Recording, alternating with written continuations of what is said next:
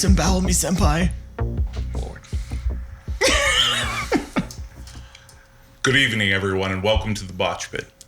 Tonight we're going to be doing something a little special. I have Lenny. I have Nick. Hi. I have a giant ceremonial bowl of water. And I have 10 candles. Tonight, we are getting together and we are going to play a game. And the game is 10 Candles. For those of you that don't know, 10 Candles is a tragic horror game in which your characters will die. This is not a game of heroic deeds. This is not a game of surviving, although you could be heroic. You will die anyway. The point is, when the candles finally go out and the darkness succumbs, my good friends here, Nick and Lenny, will be dead. Quick little review. Each one of these candles represents a scene. As these guys fail their dice rolls, and failing a dice roll is getting anything but a 6 on the dice, and they do not wish to re-roll. For more information on the rules, please see the previous video. This scene will end. A candle will be dimmed, and we will speak 9 truths. Those truths will help define the narrative of the story. Some quick rules. You cannot make rules for them, the creatures that dwell in the darkness. You can, however, set up parts to implement productive successes in the scene. Another quick note. As the candles blow out, you will lose dice. We start with 10 candles and 10 dice. As conflicts arise and you fail them, we move on to the next scene. Then you will have 9 dice, but I will have 1. And then 2, and 3, and so on.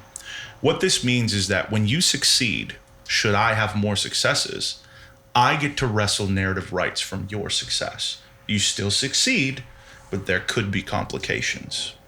If you hear me say this is a dire circumstance, that means that something horrible could happen if you fail this roll, up to and including your death. Now, in typical Botch Pit fashion, I will allow you to narrate your demise tonight. Okay. Are we all okay with that? Sure. It's fine with me. You will notice on the table there are 2 purple dice. Those 2 purple dice are your hope dice. We will get to that in one moment. Without too much more ritual and procession, once we start lighting these candles and the story starts, if for any reason you blow a candle out, the scene immediately ends. If a strong gust comes through the window, if Lenny sneezes, if Nick's anxiety blots one out, if my raw sexual presence was to extinguish them all at once, the scene will end and we will proceed. Are we clear on the basics? Yep. Okay. Without further ado, let's talk a little bit about how we found this game and what you're excited for tonight. Why don't we start with Lenny? Yeah, I was walking around PAX with Nick. What was it, last year? Yeah, earlier this year. Was it? Oh, yeah, geez. it's crazy. Yeah. Oh, God. Yeah, earlier this year, and we were strolling around the tabletop section of the convention, and saw this little tiny booth, and this dude was there, trying to explain the game, and Stephen Dewey, the writer of the book. Go ahead. Anyways, he had a small setup, but it kind of stuck out to me because there was just 10 tea candles and we had no idea what was going on. So we went over and talked to him for a while, and the guy sold us the book, sold me the book at least immediately. He did such a great job of explaining the rules and how it's going to go and how different it is from your D&Ds, your vampire and all that stuff. Mage. Fuck Mage. Mage bad. Mage bad. And it was just a really, really cool twist because it's not your stereotypical horror where, they narrowly escape and the 0 hour, There's no winners in this one. It's just Me, I'm the winner, actually. That's true. You do get off on this. I do get off on this. I know. Yeah, my Pornhub categories is... I can't believe you haven't been banned yet. I have. So no, I mean, even then, like talking with him, he was a really, really cool dude. And you could tell there were a lot of passion went into this game, and it you know, when we heard you were coming up, it was around Halloween, so I'm like, you know what? Let's do something different. Mm-hmm. So here we are. What do you hope to get out of this game tonight? Besides fucking obliterated. No, that's just me in real life. I don't know. I just want to hear a very, very just twisted and fucked up narrative. And I know that is something you excel at. How nervous are you? Not really. Okay. We'll see about that. Remember he said that. Nick, go ahead. Tell us a little bit about how you came across this. So it's been years since I've learned about this game. And I actually bought my initial copy at the start of the pandemic. And when it finally got to me, it's like, we have to play this in person. Yeah. And we definitely wanted to do it justice and do it actually in person. No TV Jura, actual Jura. Finally. I do look good on TV.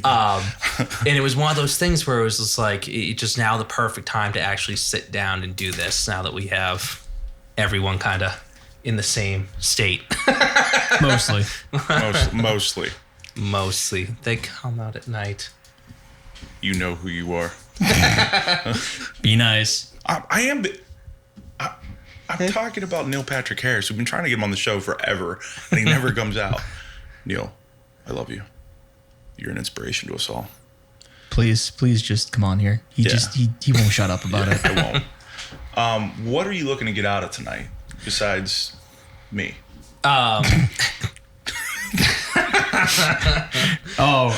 The outcome is what determines whether or not he gets you or not. Yeah, that's it. Damn it. Well, showing you guys. You've been telling me for like literally 2 or 3 weeks that this is going to induce depression, and I want to see that happen. Because that's a tall order to say. Yeah, when you're constantly depressed, it's really Nick's serotonin is suboptimal. As you're like Nick, I'm going to make you depressed. I'm like, good luck. No more depressed than I do. You may try. Joke's on you. I'm already halfway there. Nick was crunching up Zoloft like Skittles on the way here. Actually, there's some residue right there.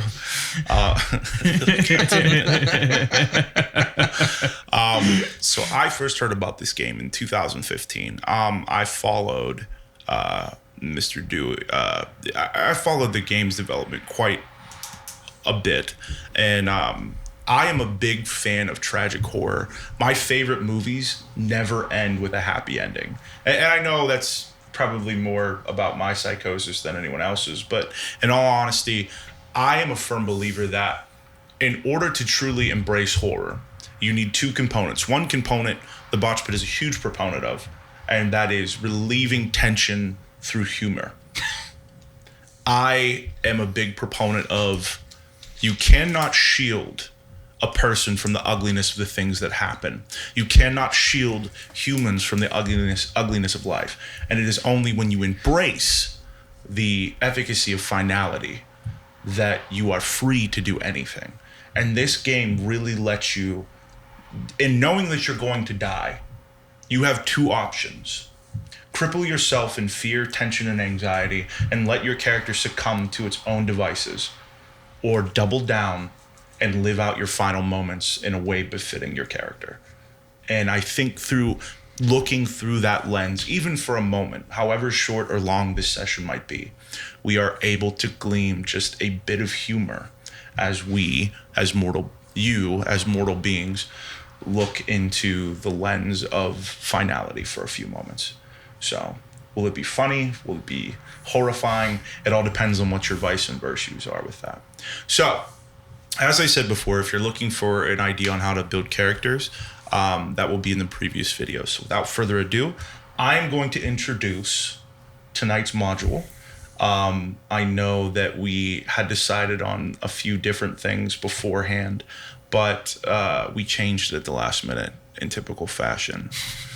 So tonight's game will be called Dying Skies.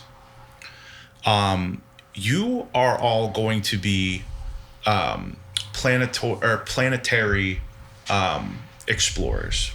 You are currently on the planet Morelia. It is in a solar system vastly different than ours. It is assumed that in this time period, which I'm not going to put a date on it because someone out there will be like, well, it's not really possible if Elon Musk hasn't figured out how to do light speed travel. Fuck you. You can't even get verifications. Yeah, like, get the fuck out of here. Like, somebody out there's going to be like, well, this is unrealistic. Well, no shit, it's a fucking game. Calm down.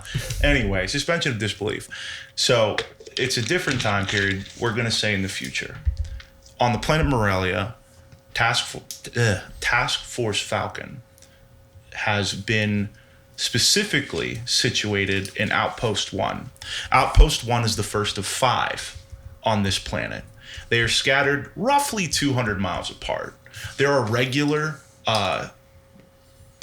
excursion parties that traverse the planetary scape, which it has oxygen, it has a livable atmosphere. It is not unlike Earth. You have seen some wildlife, nothing bigger than your average dog so far. There are predators amongst those creatures. There are some sort of insect, they're invertebrate. The gravity here is a little bit less than Earth. And over the past 5 years, these colonies have set up 1 per year. And the whole point of this colony, this whole point of the colonization, is to decide if this planet is habitable for mankind. The Galactic Councils have decided that they are looking for other permanent places for humankind to embark on the arcs. The arcs are a type of shuttle that lands on a planet and populates them. You are the emissary force to that. It is on a 5-year leg journey. You are coming up to the last year of the 5 leg. Something to note, you have experienced not one complete solar cycle on this planet yet. Okay. The sun has never gone down. After almost 5 years. We're getting there. Okay. 5 days ago, the sun went down. It still has not risen. 5 days ago, the communications dampened. You can no longer get any type of signal to the other 4 outposts. No other trades have come in. No vehicles bringing supplies or personnel or research material has come in 5 days. Every time you step outside, there is this eerie hum, almost as if somebody's invading your personal space just ever so slightly. That hum used to be once a day. 2 days ago, it became 4 times a day. And the feeling as if something is watching you has grown perpetually. Mm-hmm. Inside of the Nevera, which you've named your base, Outpost 1, the Nevera, you have a party of 11 people. Those 11 researchers are the ones who have not yet decided to leave the Nevera. They were at one point 50 strong, but over the course of the last 5 days, a few of them have gone missing. A few of them have walked right out the front door. Supplies are limited. Ammunition was never a big thing because, well, it's the future and you use ion-based, weapons. Mm-hmm. It's all fusion cells. Fusion cells are running dim. Food is scarce and you've been hunting local flora and fauna, which you have a basic understanding of, to perpetuate dietary needs. Long story short, it doesn't seem like anyone's coming. It doesn't seem like you can get a hold of anyone. And your group of 13, counting you two, have been debating on what to do. That is where the story is going to start. With that being said, let's introduce characters and then make vices, virtues, moments, and brinks. Okay. So what I'm going to do now is I'm going to ask Lenny to introduce your character, Let us know the name, concept, and a little bit what they look like. Give us a little bit of a backstory if you have one. Yeah, my character's name is Alan. He is a member of the security team. He's a former soldier. I should say he's still military, but he actually volunteered for this almost 5 years ago, mainly because at the time he was recently divorced and was kind of hoping to kind of escape his previous life and, I don't know, go on a new adventure to hopefully start a new one and see where it leads him, because the previous times did not, or was not as fruitful as he hoped it would be. Basically, he's kind of like, well, when you said it was Dead Space, all I could think was Starship Troopers.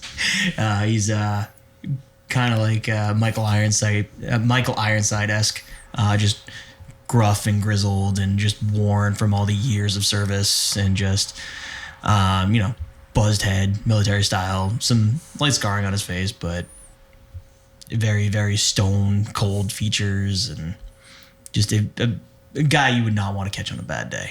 Okay. Good. Nick, go ahead. Yeah. So my character's name is Mordecai. Morty. I'm gonna take the engineering role as a more not necessarily support character, but more worried about the technology that's all going haywire or not happening, and trying to help elevate that for the story. And a little bit about background with Mordecai. Appearance, middle-aged man, definitely has more sunken eyes.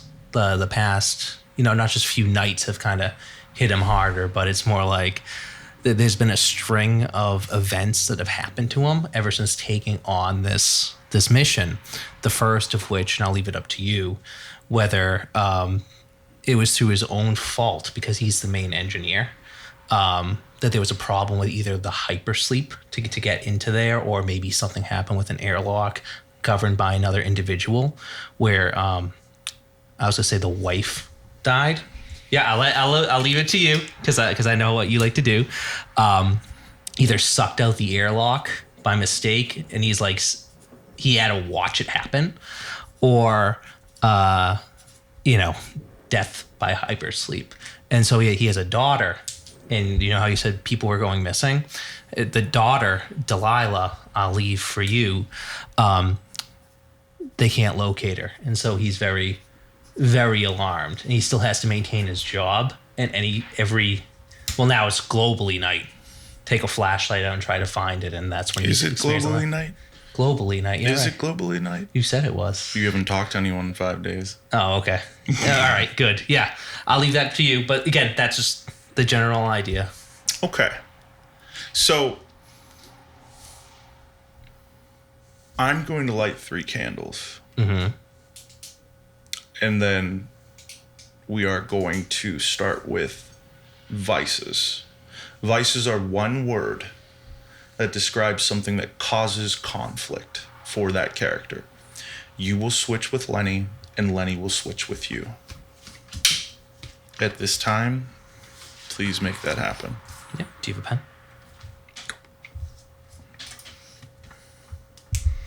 You said it has to be one word? One word.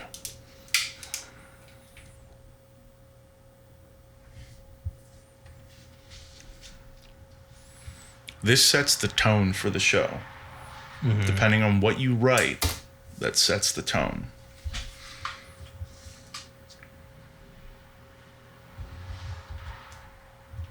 Lenny did that way too fast. You really find out about your friends here. All right, this is public information. So, Lenny, go ahead and read what you got for a vice. Leadership. Your vice is leadership? Wow. Okay. What is your character's name again? Alan? Okay. Nick, what'd you get? Guilt. Guilt. Yeah. Nice. Okay. At this time, I'm going to light 3 more candles, and we are going to discuss a virtue. A virtue is something that solves problems for a character. You will switch with Lenny, and Lenny will switch with you.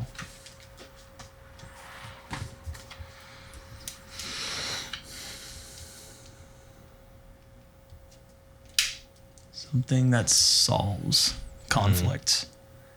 It could be anything. It could be stoicism. It could be courage.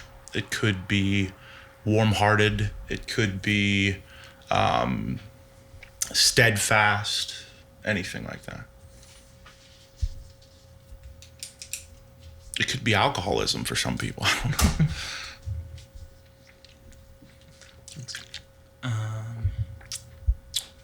What's important is whatever is written on this page, in order to get a reroll of all the ones, you will have to act out how you use them. I'm just trying to think of a more eloquent synonym for it, but Yeah, that was tough for me, but This is why I am the superior writer. ready? yeah. All right, let's see what it is. Insight. Insight. Okay. Yep. And I got focused. Focused. All right. Okay. In this moment, we are going to write our own moments. A moment is something that your character can tangibly get in the story, something they wish that they could do themselves. I'm not going to give you any examples because there's some obvious ones, but this moment, if you should come upon it and succeed, you will get a hope dice. Hope dice succeed on a 5 or a 6. And you can roll them with the general pool, and they do not go away until your brink is burnt. So Okay. I'm going to light 2 more candles, and we're going to talk about moments. Okay.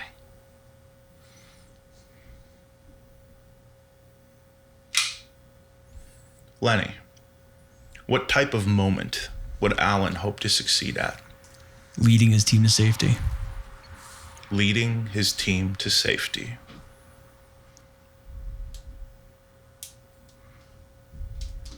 I want you to change one thing. Okay. Leading his surviving team to safety. Write that down.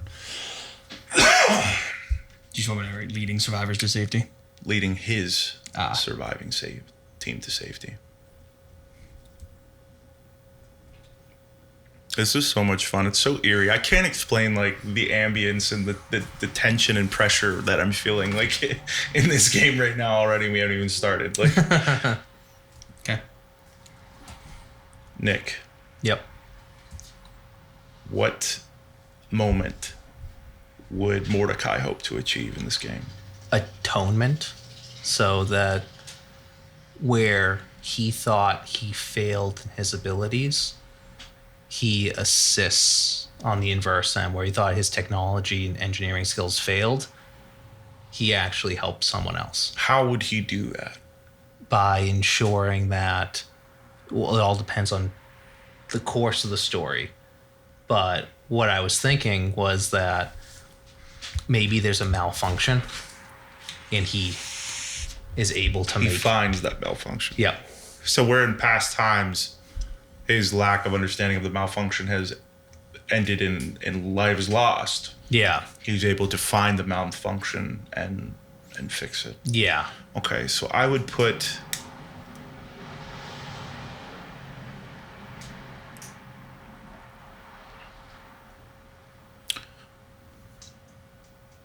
prove his worth as an engineer. In parentheses, atonement.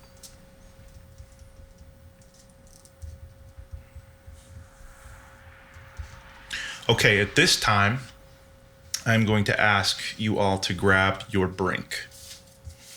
Lenny, you will Yes. pass your brink to me. Nick, you will pass your brink to Lenny. And I will pass the them card to you.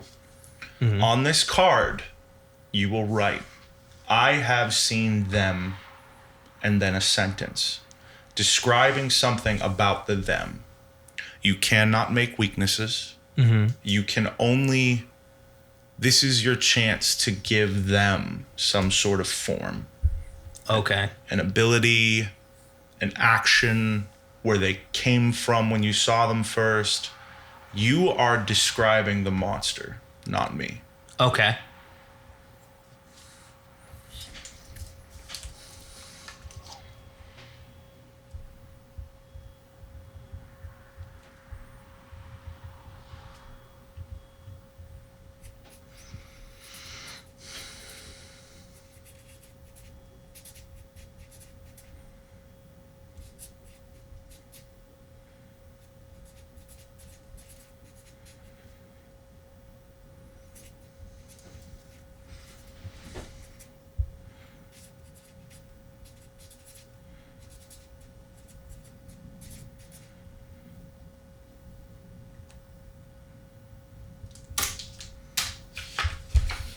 What is important to know about Brinks is that only the person who writes it and the person that it is for shall know what the Brink is. Oh, so you're not going to know.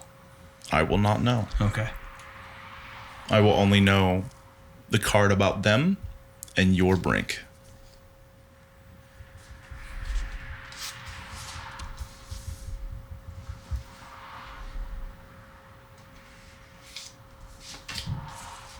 Okay. Enjoy that one. Enjoy that one. Spicy. Yeah.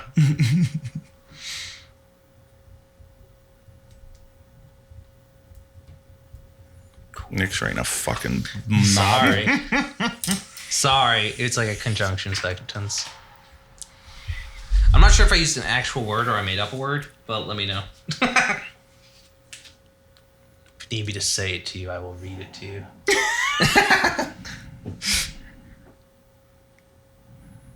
Jura knows actual Nordic ruins and he can't even translate Nick's writing.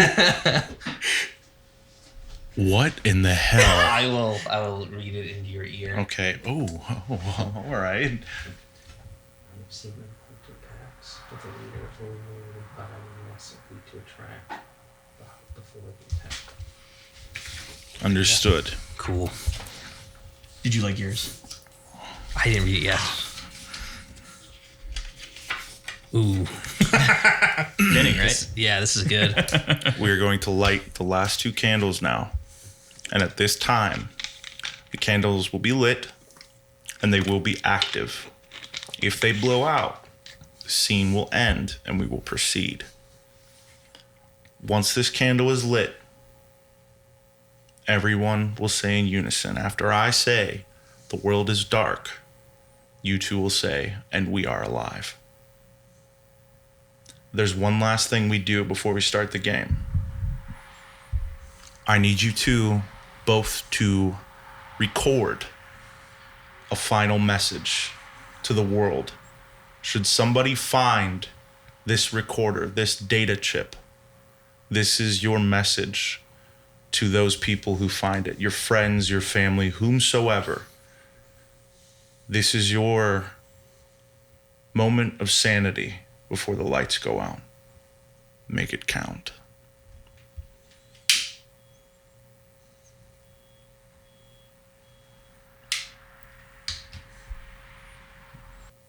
Okay. Now that we've established characters, vices, virtues, moments, and brinks, we are going to light this last candle and we are going to begin. Are you ready, Lenny? I'm ready for depression. Are you ready, Nick? Yeah. I hope I don't sneeze. I hope you do. Literally, what's going to kill me is my own laughter hitting these lights or... The world is dark. And we are alive. For now.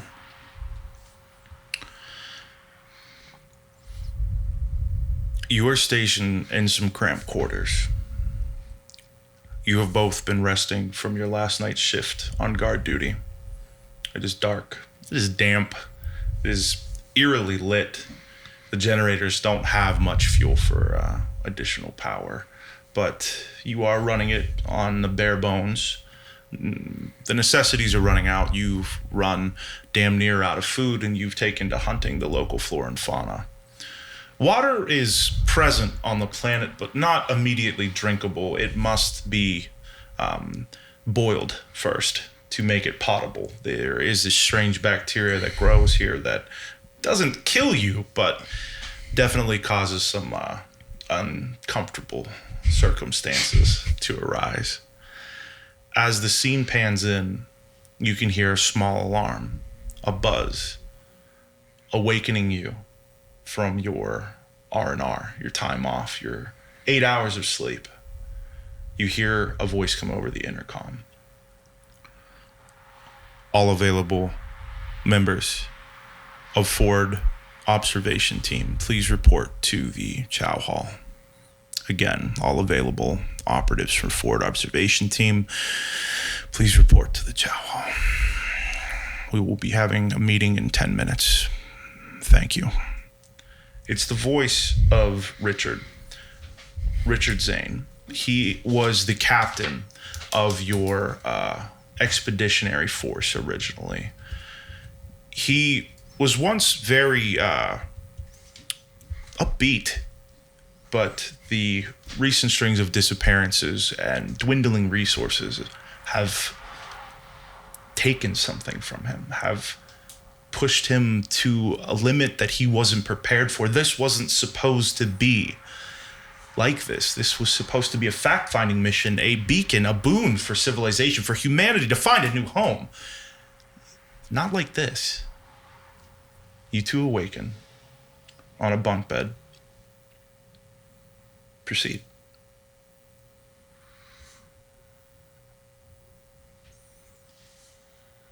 I just swing my legs out from the the bottom bunk. Sit up. Lenny's a bottom. He told me I can't do shit like that. He really fucking is. Jesus Christ. Take it seriously, Lenny. Are you arguing with the storyteller? Oh, you're gonna kill me anyway, so what's the fucking point?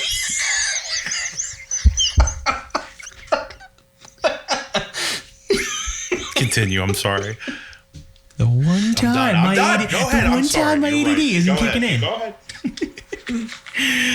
I sit up in the bunk bed.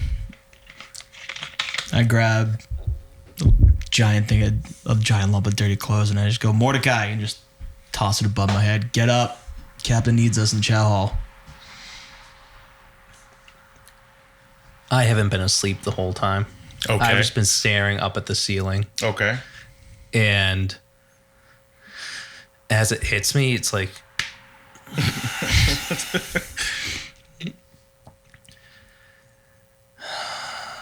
How many minutes, Alan? I don't know. He sounded pretty down, so by the sounds of it, 10 minutes ago.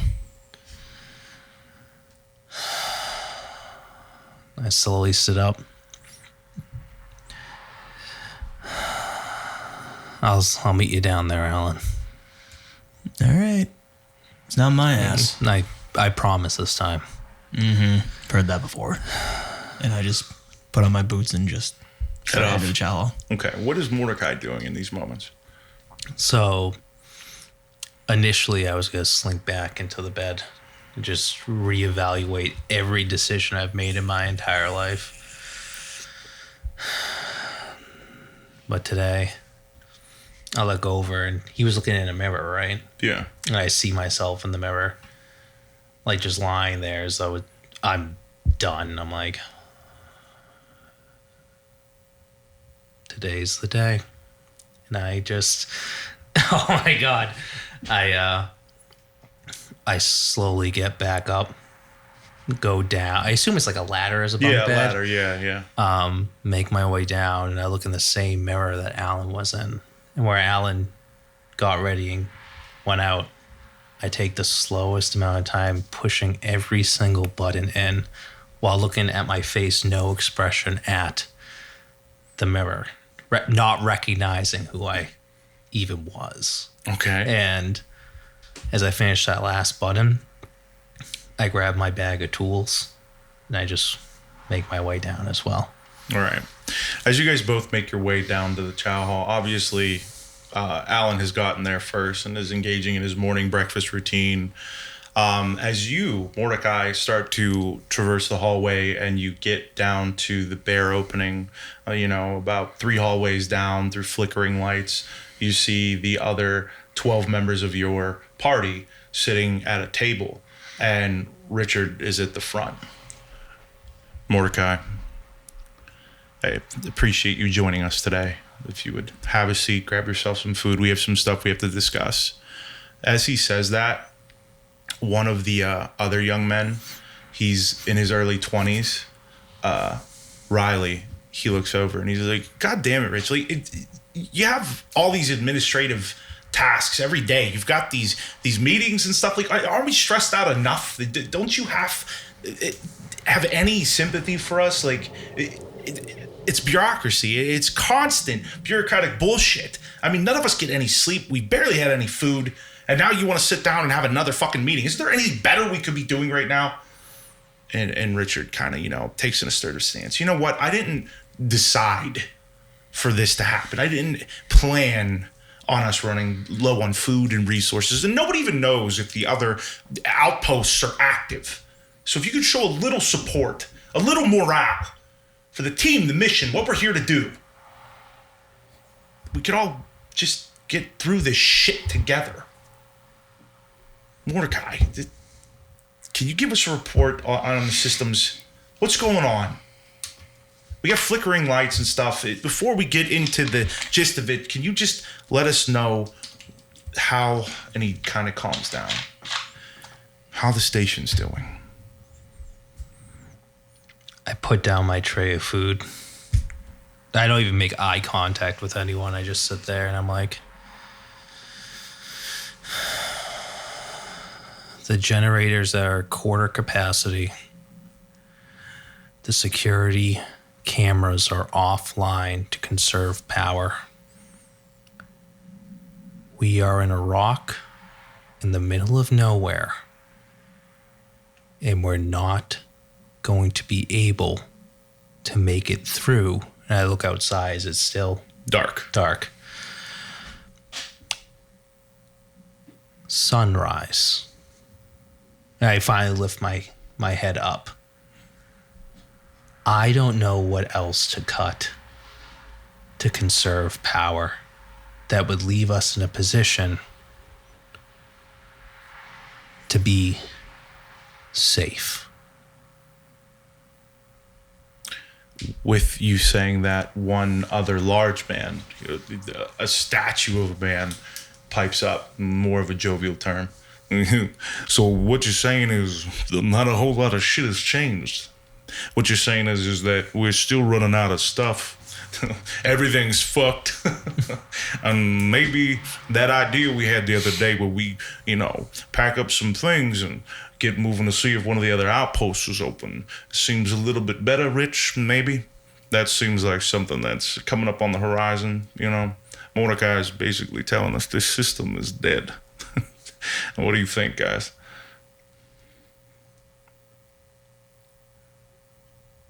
What is Alan doing? I'm just sitting listening, trying to think of what our next optimal move would be.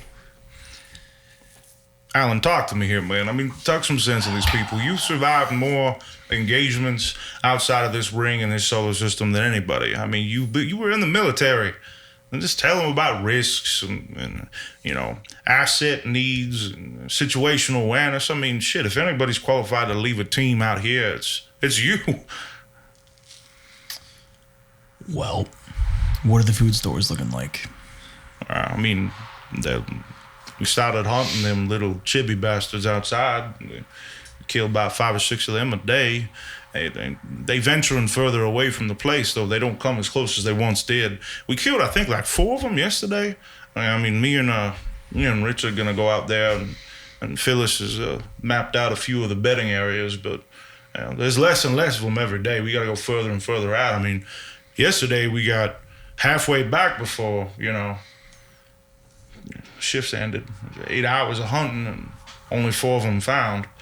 They ain't hard to kill, but they just aren't as plenty as they once were.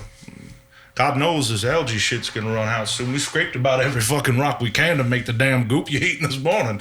It seems like expanding the focus is we haven't run into anything else too big. We got plenty of ammunition, I guess. Only takes a shot or 2 to kill them. How are the ammo reserves looking? Phyllis pipes up now. I don't think it's a smart idea to look at it in terms of how much ammo we have left. I mean, we're basically just hunting animals out here, and we haven't really seen anything bigger yet. And we know from scans prior to last year that the fauna doesn't really grow much bigger than it does now. There's just not an ample food supply. Everything out here eats the algae, and anything that eats the things that eat the algae just aren't very big. I mean, I'd say we probably have 400 rounds of fusion cores left, and each one of those is about 5 shots. I mean, do you think there's something bigger out there? No. But you're right. If we stay here any longer, we're just waiting to die. We need to get into contact with the other outposts. Clearly, communications are down. We will not be able to do that the easy way. So, we're going to have to figure out how much ammo we can spare, how much to keep on base for security. Hunting, we're going to have to use some other resources. May have to go back to the Stone Age on this one. When you say that, one of the more, I would say, skeptical members of the crew pipes up. Silas. Silas was not chosen for this mission, so to speak. Silas was a test subject for atmospheric pressure and the algae biomes. Anything that was fed to humans was fed to Silas first. Silas is a D class. He is a person who committed a crime, not violent enough to be administratively punished for good, i.e. executed, but has committed crimes in the past. So he's kind of bottom of the barrel. Hearing you say go primitive, Silas snickers. I won't make you think anything out there is going to be any different than in here. I mean, you're talking like sharp sticks, rocks, some dirt. What are you going to do, pocket sand everything? I mean, old Phyllis is right. Ain't no whole lot here for us to do. And you want to sit here and count ammunition like it's going to save you. All we know is that a couple click away, we got another outpost. 200 miles, that's a day's travel in one of them buggies. We got 4 buggies. Buggy hold 10 people. Ain't a bad idea. You want to surrender this entire outpost to whatever may be out there. You want to just up and abandon the place? Come on, fool. Up and abandon the outpost. There ain't no outpost left. We came here to do a job. 5 days ago, the sky went dark. 4 days ago, we lose some people. They leave. The other day, we lose some more. Now we got no communication. Ain't no other people coming. Ain't no other ships coming. Ain't no other trucks coming. And they come before this like clockwork. Oh, Silas, no, he sees. He get the Kit Kat bar, the Pepsi. He knows when the goods come in, but there ain't no goods coming in. What you surrendering this place to ain't nothing but ghosts. We weren't here first. They was. The little dog creatures, the chibis, and the algae. What are they gonna do? Come in here and start the engineer back up? They gonna fucking fix it? You all scared that we ain't gonna figure out how to survive this area. The whole point of this mission was that humans populate this earth. Well, this is earth. This is how it look. And if it look like this at night, we better get used to it. Especially if we gonna live here for a long time. Just my 2 cents. You're right. That is the mission. However, if we stay here, we may not make it. We are low on supplies. We can't expect to keep feeding on the local wildlife. We need to get communications back up. We need to refuel for power. Hell, security's fucking down. God forbid there is something bigger out there. What are we gonna do then? At this point, Richard pipes up again. You're all right. There is definitely a scarcity. That little bit of happiness, that chipperness pipes back in. He's understanding that this conversation has taken a gloom, the finality to it, and he wishes to up the spirits. We're really talking about this all the wrong way. I mean, seriously, guys. We don't know if there's planetary disturbances. When the sun goes down, it could make an atmospheric a bubble, some sort of interruption in communications. And for all we know, the other places are fine. A couple of people left here. They took a few of the buggies. I mean, they could just be making their way to the other outposts. They could be there now. And we just can't get a signal through. So, with that being said, I think maybe we should organize a search team. And we know the routes. We just send one of the buggies out with a couple of people and try to make our way to the other outposts and get in communication and let them know that we're fine here and everything's going to be fine. We'll resupply. There's probably more flora and fauna over there, more algae, more animals at the least. I mean, we'll kill a couple on the way. We'll stop. We'll make camp. We'll eat. Silas is right. This is the planet. This isn't anything we haven't seen before other than the darkness. I mean, it's dark. We had night and day on Earth. We've been in capsules for prolonged periods of time, in cryostasis, in complete darkness, floating through the space. This is nothing.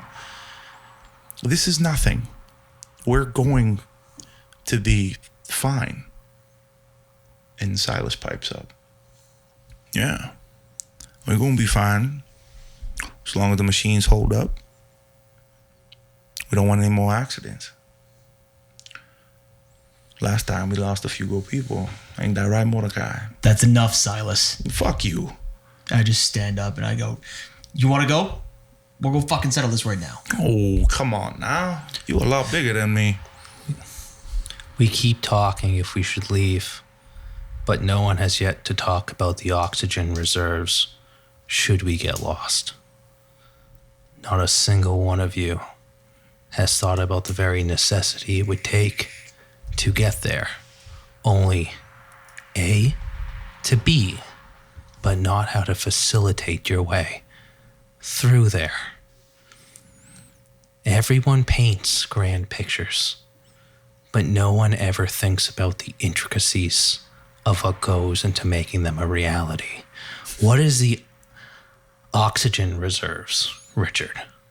Well, Richard pipes up.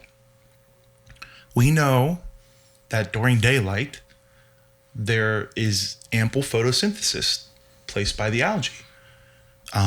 That allows us to have a 96% saturation rate of oxygen in the atmosphere, and we breathe fairly normally. Some labored breathing, but fairly normally, as long as we don't expend ourselves too much. With the nightfall, some of that oxygen is not as readily available. There's less photosynthesis, and we are looking at about 80% oxygen saturation out there, which means some things will be affected. I mean, we would have to have some tanks just in case, and we would have to have some breathing apparatuses available in the trucks should the oxygen get too thin. There's also the matter of it being incredibly cold. I mean, not cold enough for us to freeze to death, but definitely uncomfortable. But we have suits for that. We have thermal suits. We have the thermal delays. We have about 10 tanks of oxygen left.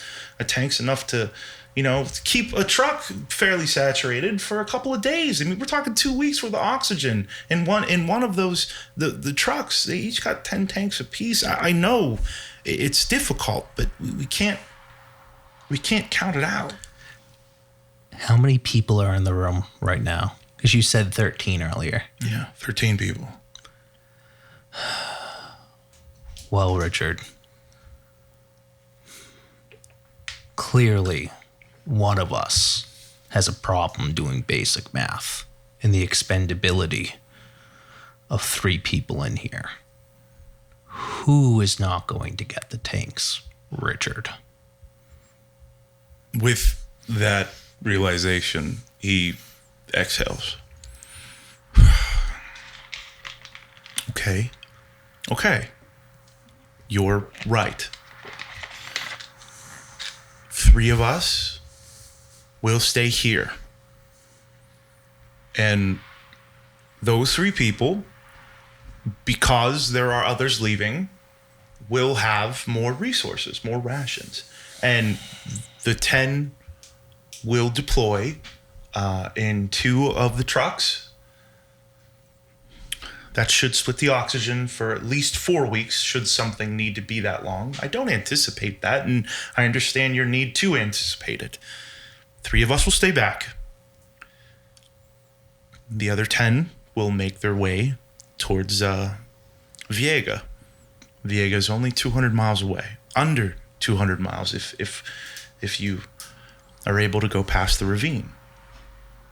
And we know in daylight that the ravine's fairly accessible. I don't think anything could have changed at night. I mean, topographically speaking, terrain doesn't shift. Terrain doesn't shift when the day ends. Phyllis pipes up now. Well, if we're going to have some of us stay here, then, we can continue the research and keep resource expenditure to a minimum. And, when you guys get to the forward outpost, because I'm not going, my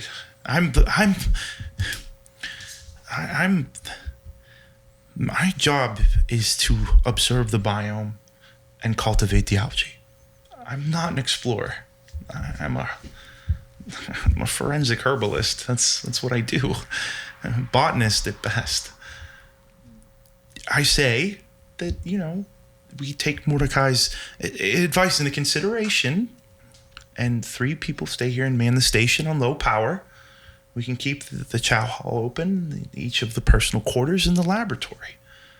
We have some short-range comms. They don't rely on the same technology. These are old world. I mean, we're talking like transistor ham radios from back on old Earth, but they've got a 300-mile range. We could put one in the buggies and keep one here and stay in communication, and you guys let us know when you get there. And that way we can get more resources and reestablish communication, and Mordecai is right. 3 of us would have to stay here. I'm okay with that.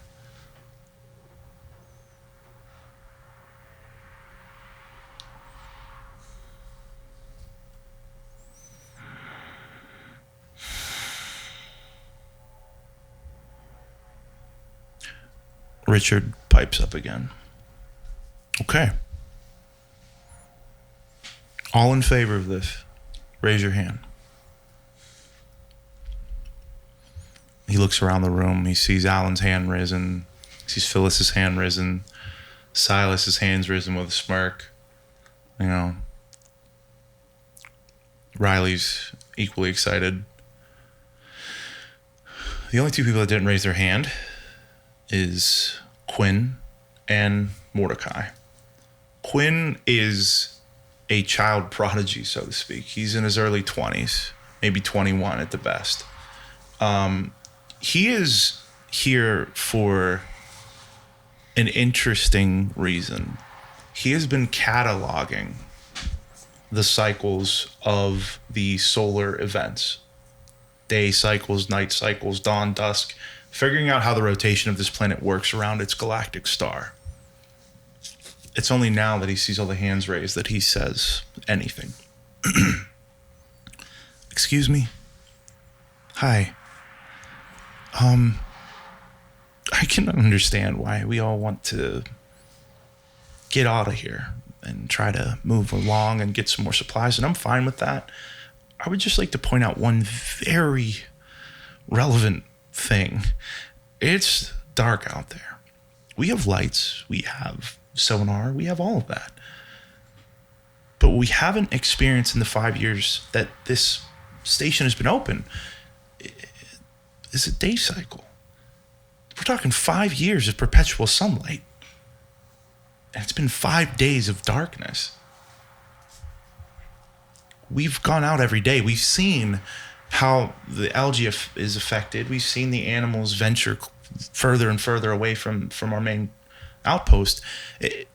What we don't know is things like, are tides affected? We have bodies of water all over this planet. We don't know if tides rise. We don't know if pathways are flooded. We don't know if maybe when the sun goes out, ice forms over this planet with all the water. We really don't know how the day and night cycles affect homeostasis out there. Mordecai is right.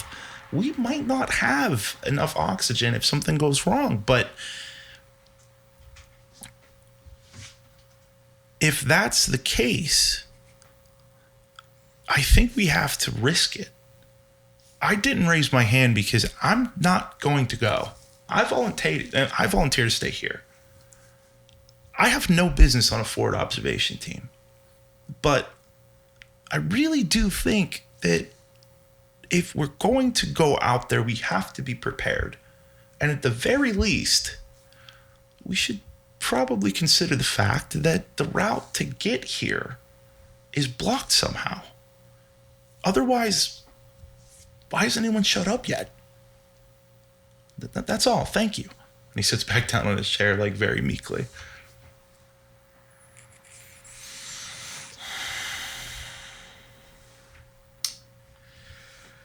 Well, Quinn, you're right. There's a lot of variables that we don't know how is going to affect the journey. Mm-hmm. But Richard is right. There is really only one way to find out what the hell is going on. And we're not going to find out sitting here waiting for our resources to deplete. We got to do something. Richard stands up. Okay. So, we all understand ourselves. Quinn, Phyllis, and Riley. You three will stay here. And as Riley hears his name called, he's, what the fuck? Outside of Alan, I'm the second best soldier here. I really have that kind of experience. I don't understand why I'm here. If I'm staying, I'm no good. And Richard says, exactly. Alan is the most seasoned combat veteran here. You are the second. I would not have you both out there defending the convoy. I would want one of you here to protect the lab and Alan to lead the expedition. Mordecai, you will be accompanying Alan. You are the only engineer we have. You are the only one who can fix the equipment if it breaks. And you are the only one who understands those goddamn buggies. I mean, they're fucking boxes with wheels. Can you do that? Sure. Captain. Where's Mordecai sitting in relation to where I am? To the left of you. Oh, okay. I just reach to my left and just go, don't worry, bud. I ain't gonna let anything happen to you. Thanks, Alan. Okay. With that being said, you guys all start your preparations. You are... Who's in charge of preparing? Out of you two. Who's taking the lead on prepping? I'll do it. Roll. All of them? All of them. You get 10. Ooh. These are gonna scatter. And try not We to did make not them think of scatter. that. I mean, I have Do you have a bowl? I have a tray. Use a tray. All right, okay. Hold on.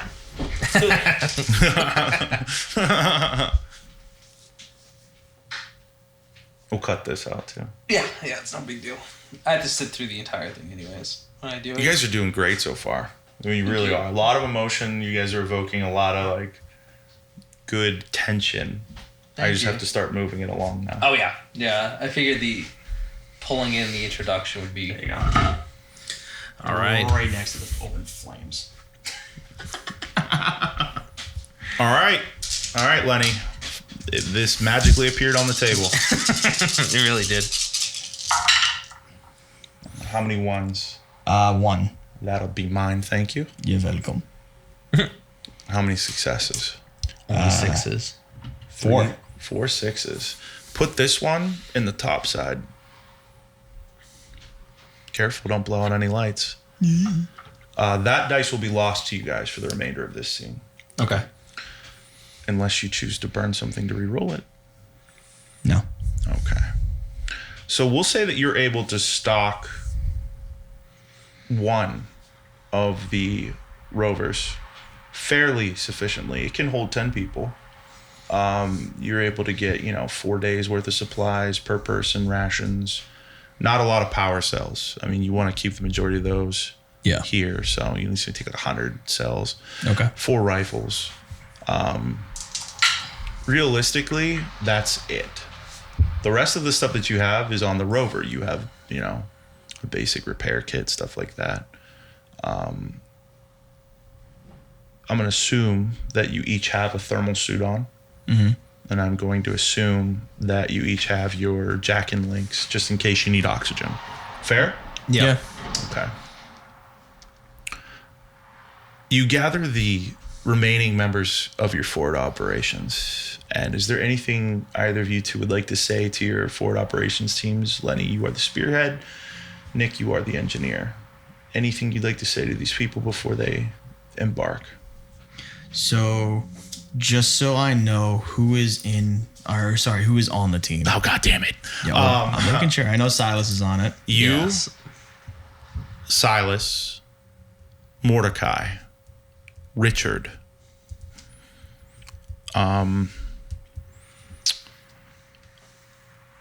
Bill.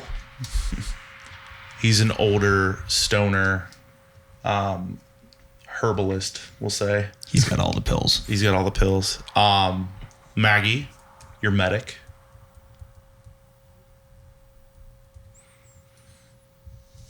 Ariel, she's your telecommunications woman.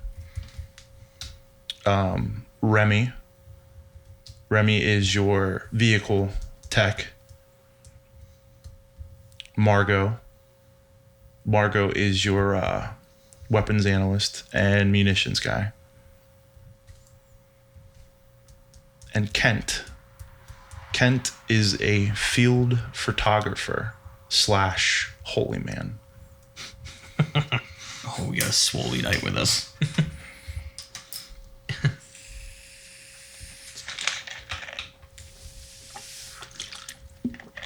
Okay.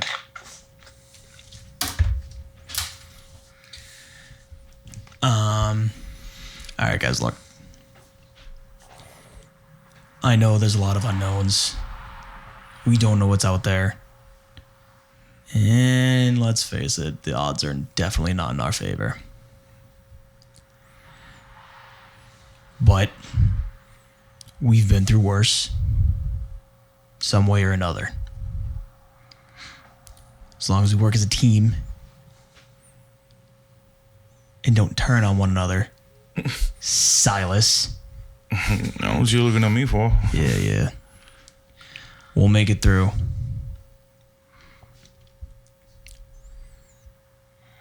I just looked at Mordecai and just be like, I'm counting on each and every one of you. You do that, back home before you know it. Understood? Unison. Yep. Sounds good. All right. So we're going to say you guys depart. Who's driving? Probably Remy, seeing as he is the vehicle tech. Well, who's responsible for Remy's roles? I see you over there smirking.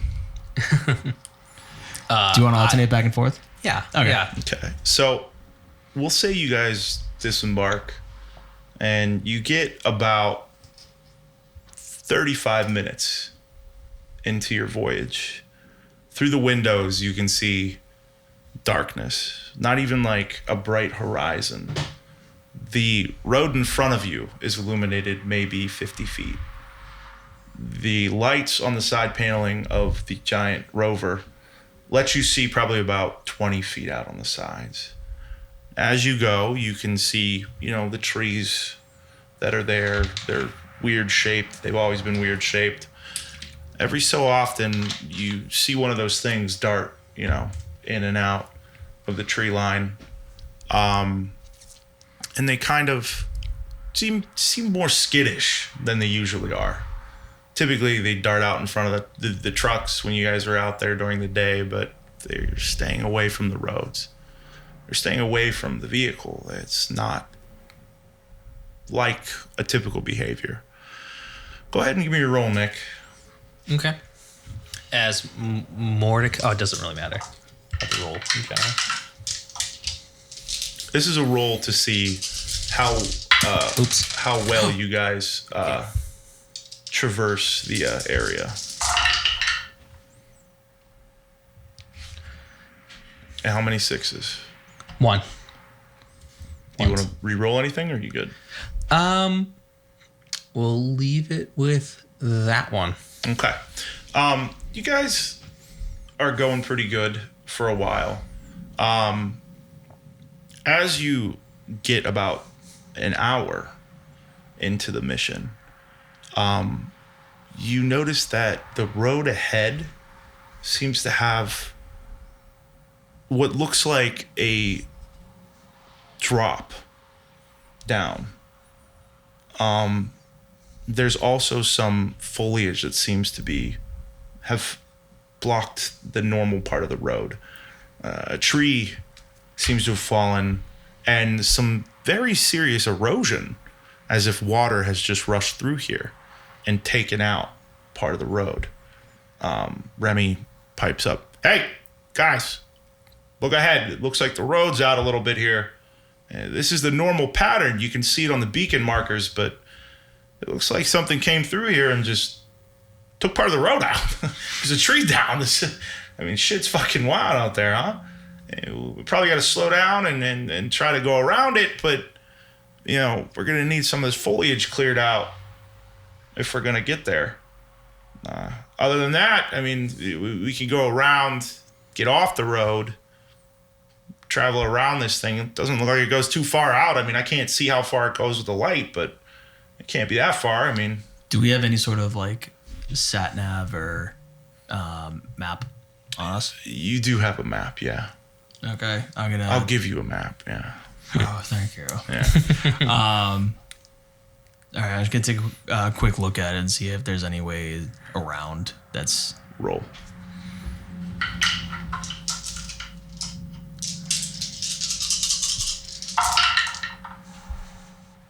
Oh. What do you think? Should we burn one? There are 10 candles here. Yeah. But that's only till the end of the scene. Yes. Right. Yes. So if we take those 2 losses now, there's still... We also don't know how long the scene is. Well, the scene ends when you fail. Oh. Yeah. I'd say just don't 3. burn. Don't burn anything. Don't burn? 2. All right, cool. Don't burn. 1. All right. Good. And I'm going to do that from time to time. Whether you guys are taking too long. Oh, that's fine. Push it. Yeah. So you can tell on the map that maybe 4 miles, what you can discern west of here, there's a canyon ridge that goes up over a natural shelf, which you can only assume is where the water came from underneath, and down to the other end of the ridge, and then another 4 miles back. And that'll get you 30 feet to the other side of the ravine that's kind of opened up.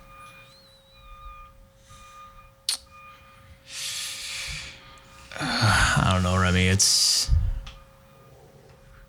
We're talking 8 miles all the way through just to get ahead 30 feet, and we don't even know the conditions over there. Yeah, I mean, that's fine. We just got to get out and move the tree out of the way, and then the all-terrain will take care of it. We could go down the ravine. It doesn't look more than like 20 feet down, and try to get back up it. I mean, the ground might be soft. We don't know, but it's better than going out of the way. You're right. All right. Your call, Cap. All right, let's see what we can do about this tree in the way. All right. So who are you going to send out to move the tree? How big is it? I should say. Like how many? Well, you can tell that this is a fairly large tree. We'll say it's about as wide as a refrigerator, and it's probably about 30 to 40 feet long. Okay. You couldn't easily see the end of it with the light, but you can kind of tell where it diminishes just from the breakdown of what a tree actually looks like. These trees are foreign. They look a lot like palm trees. They're just wider, and they kind of look like they have scales going up them. We wouldn't have anything to cut it with, would we? Roll. Your turn. Oh, but is it just to find if we have anything to cut it with? Yeah. 1. So you're able to see, as you know, Alan asks if we have anything to cut it with. You're able to look on one of the. You remember when you were stalking the transport that there is a plasma grinder that you could probably use to cut the tree out of the way, or at least into 2 pieces and then make it easier to move, or 3 pieces and make it easier to move. You do recall that is in the transport. I have something, Alan. But who with us is the fauna expert? We left one behind, but are you familiar with that? Don't know. Bill has pills. I remember that. But, Yeah, man. It's just, I mean, like. But you said he's an herbalist, right? Yeah, you can ask Bill. I mean, fuck. I just turned to Bill. It's like, Bill, do you recognize this type of tree? Yeah, man. It's definitely one of those like shelter trees, you know, the ones that reach up real high and then they bloom out like a peacock in the day. They're not like harmful or anything like that. Like, they don't have any neurotoxins on them, but they're kind of big, man. It's really wild how nature works out here. All right, I just turned to Mordecai. Fucking Bill. I just turned to Mordecai. Give me the plasma cutter. Alan, I don't think that's a good idea. You know how to work this thing. You're a soldier. This is my tool. This is my tool. I need It's to Nick have all my over tools. again. Nick playing Nick. All right, Mordecai. Silas, let's go.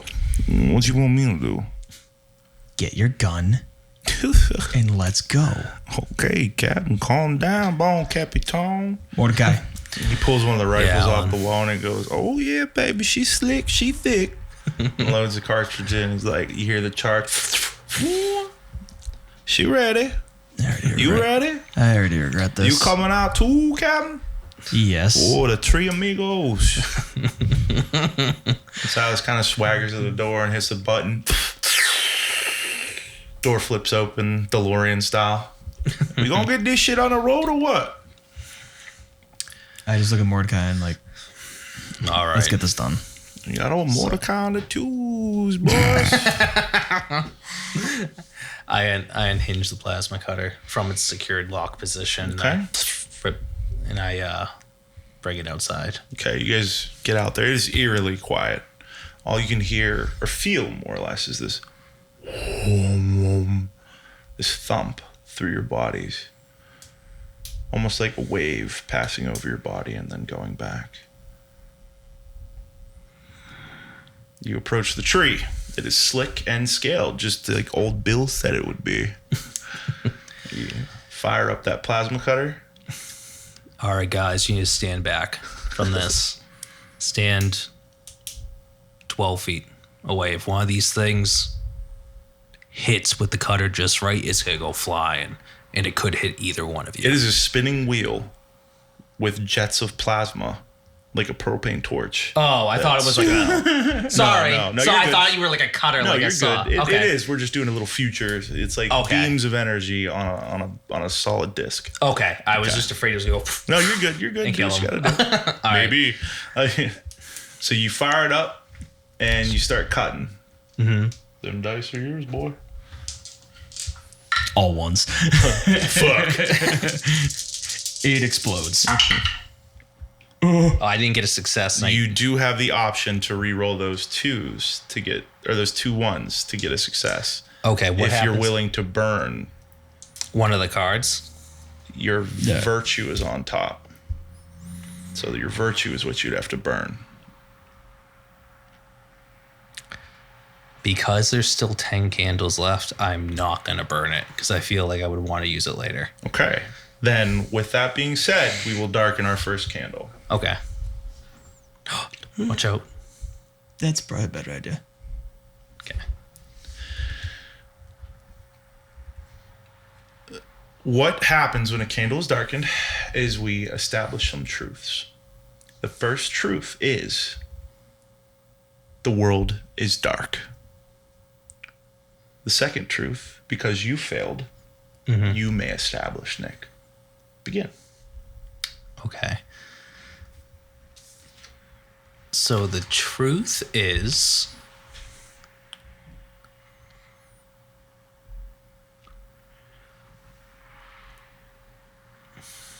What do I want to make the truth?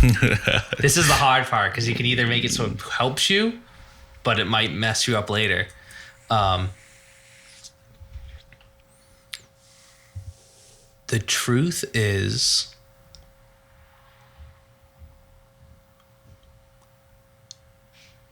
the plasma cutter doesn't harm the tree at all. It literally, because of the shielding, does not go through it because of the armor. Okay. The plasma shield, or the plasma cutter doesn't work on the tree. Yeah. Lenny. Now, when you say truths, You're helping define the story and what happens in the second scene. okay. Would you like me to do a truth so you can see how it goes? No. Okay. The truth is, Alan is very skeptical about our survival odds. Alan is skeptical of the survival odds. It sounds like a truth. Mm-hmm. That is what, 3, right? That is 3. Yep. Okay.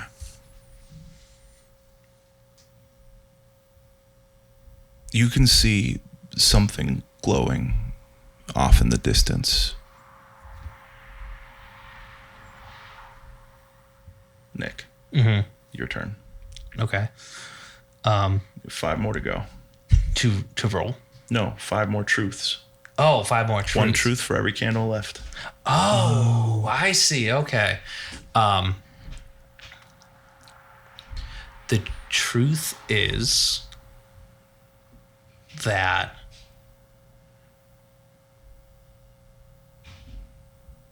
as we look forward through the night, other blips of that light show up. Okay. Lenny. The truth is,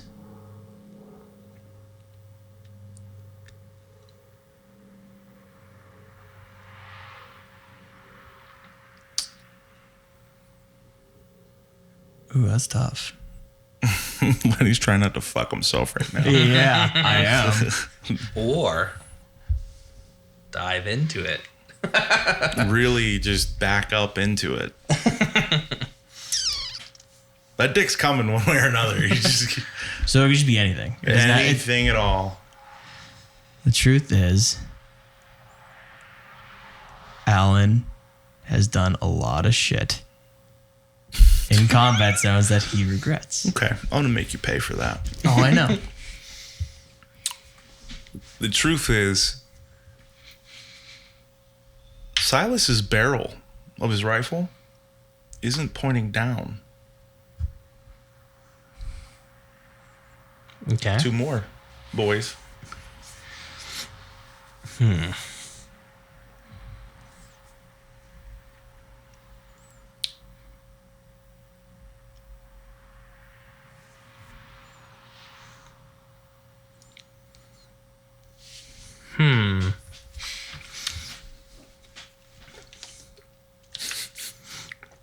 The truth is,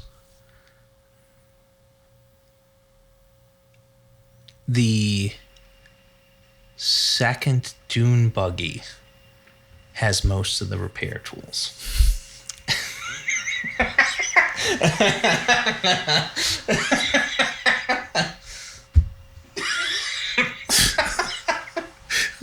Like you just like spit on your own ass and backed off. Like, Lenny,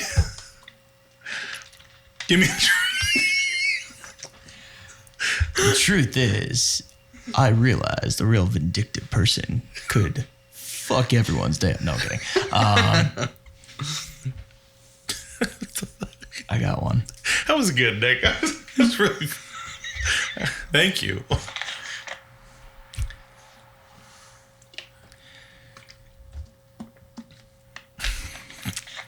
Is this where they both start to try and one up each other?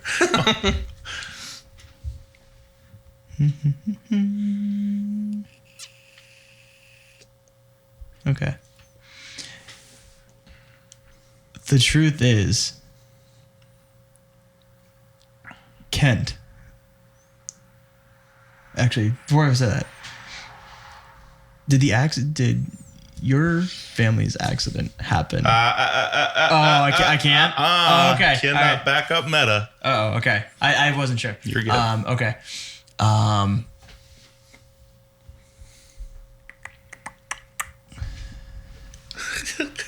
You can add on to a truth that was already there.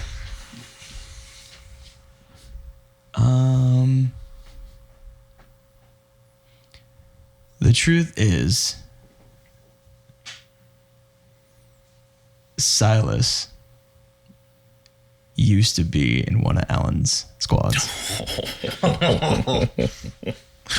Okay.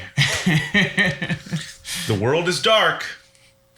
And we are alive. For now. Lenny, you have to do it.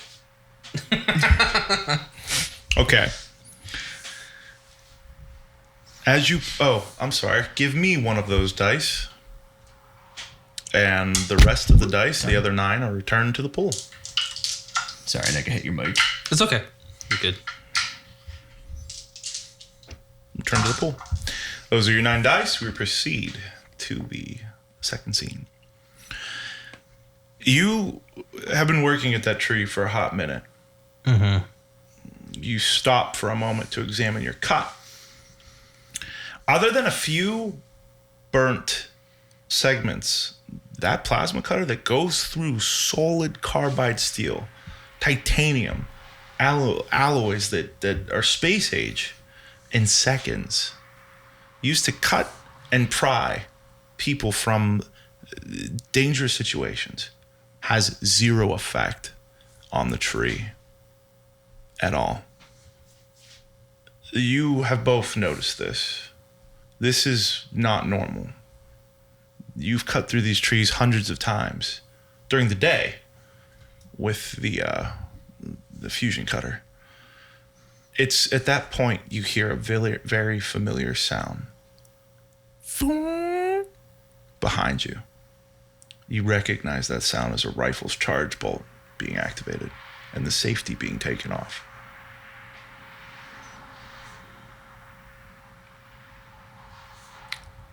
Alan. And I turn around. You see Silas pointing the rifle at the back of Alan. Alan, down. I just duck. Or I just drop. You drop to the ground, and you hear the fire, or the bullet, the fusion projectile zooms over your head. The target, never you. You see off in the distance as a yellow marker had been blinking in front, and you hear a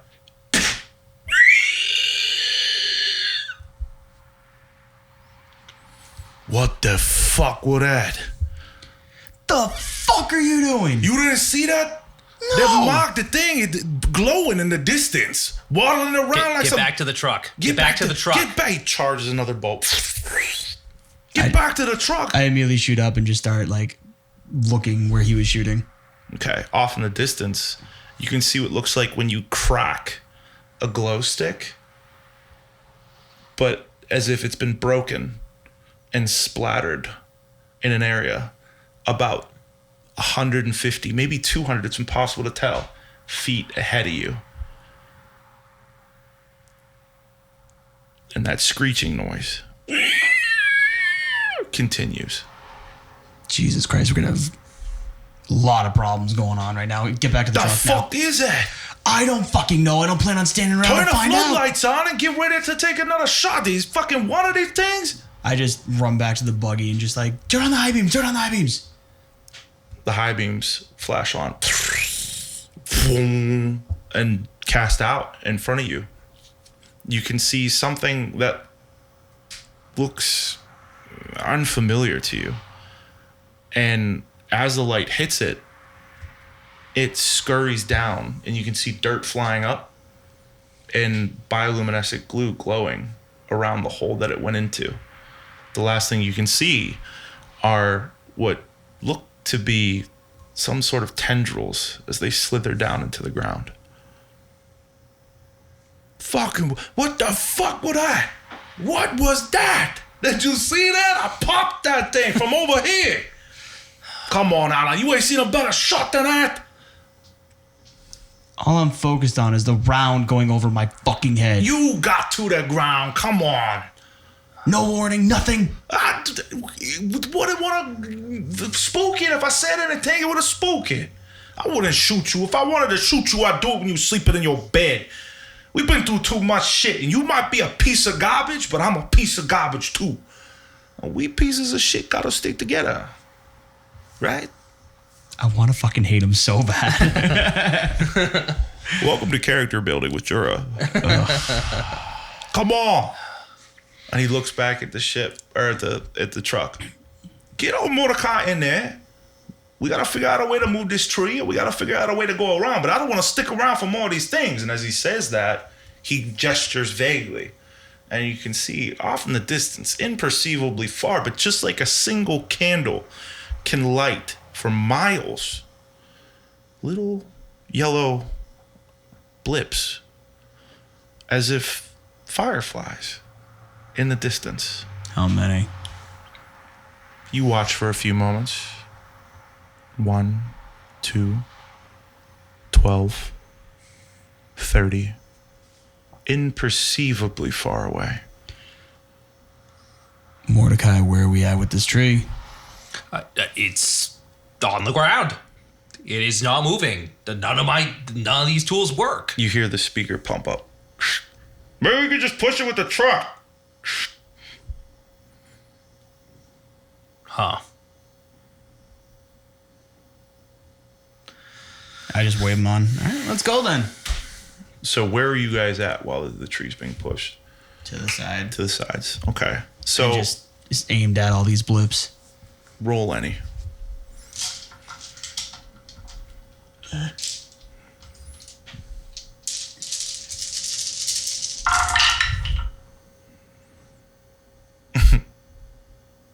Okay. Want to re-roll those ones or keep them? 3 ones, 1 success. Oh, I missed the third.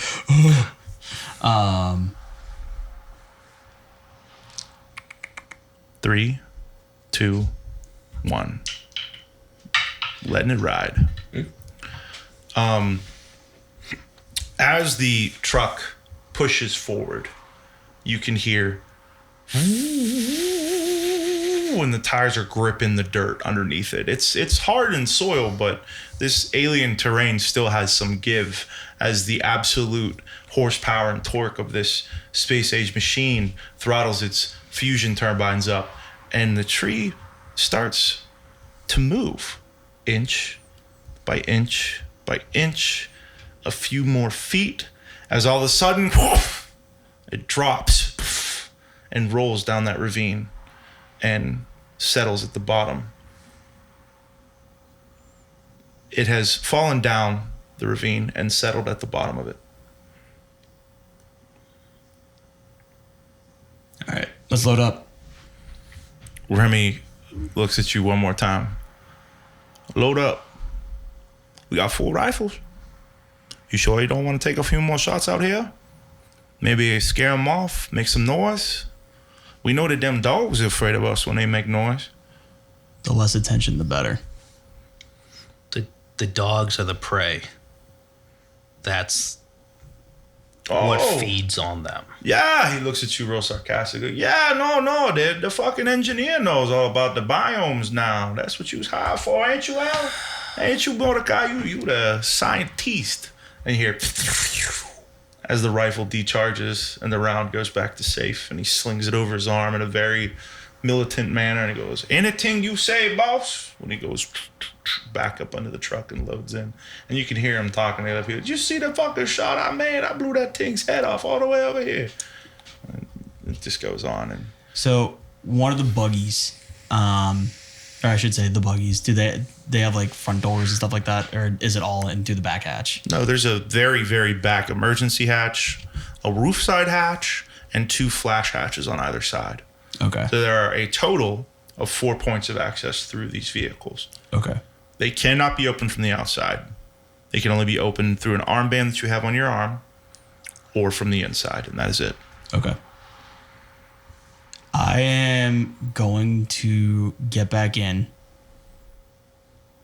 Whatever one he's getting in. There's only one. You guys are Oh, okay. I thought there was 2. The second one's behind us. Gotcha. in the storeroom. As I said, all 10 of you got into one. Okay. Oh, Sorry, okay. I missed that. It's okay. Pay attention. So I'm gonna put the safety back on my rifle, keep it charged, just in case, and just sit back down and just kind of keep staring out the window to see what's going on. Remy pipes up. What's the plan then, boss? We gonna go down the ravine, over it, use the all-terrain? I mean, we still got a tree in the way, so to speak. It's just the bottom of the ravine, and we get enough horsepower up, we should be able to go over it. You want to go around? Same problem, different, resolution. Your call, Remy. You know the limitations of this vehicle better than anyone else. Because you said, Remy, your call, you're going to roll this. This is where we all die. Or not. Or not. Jesus. So he Dukes Hazards that shit. 4 successes. So you hear the throttle of the engine pipe up, and you see Remy throw it in reverse, and you're as he backs up and crushes gravel, and then Remy goes, "Okay, everybody, hold on," and then you hear something different. You see him flip a few switches, and you hear, and behind the vehicle, you see light emit, and he slams down on the throttle, and the tires, and then this propellant from the back thrusters forward, and Remy just barrels over the ravine and down, and you feel a big boom as he goes over the. No, they're still all lit. Oh my. Over the tree, and gets a little bit of air on the hang time, and then lands hard and keeps driving forward. And he's like, hoo, hoo, hoo, hoo, hoo. We're going to have to fix that later, huh, Mordecai? Yeah. It sounded great. So as you guys traverse further, you see a few more of those blips off in the distance, but you don't really, they don't seem to be getting closer. There's just distance, and you can see outside that where a lake used to be off the left-hand side, and you know from this landmarker that the other operations base isn't more than 10 minutes. You've been traveling for a few hours uneventfully. Your fuel is damn near out. And what used to be a lake is a vast ocean. The entire side, if you're looking out the vehicle's left side, where the lake used to be, there used to be hills and trees. But now there is a vast ocean.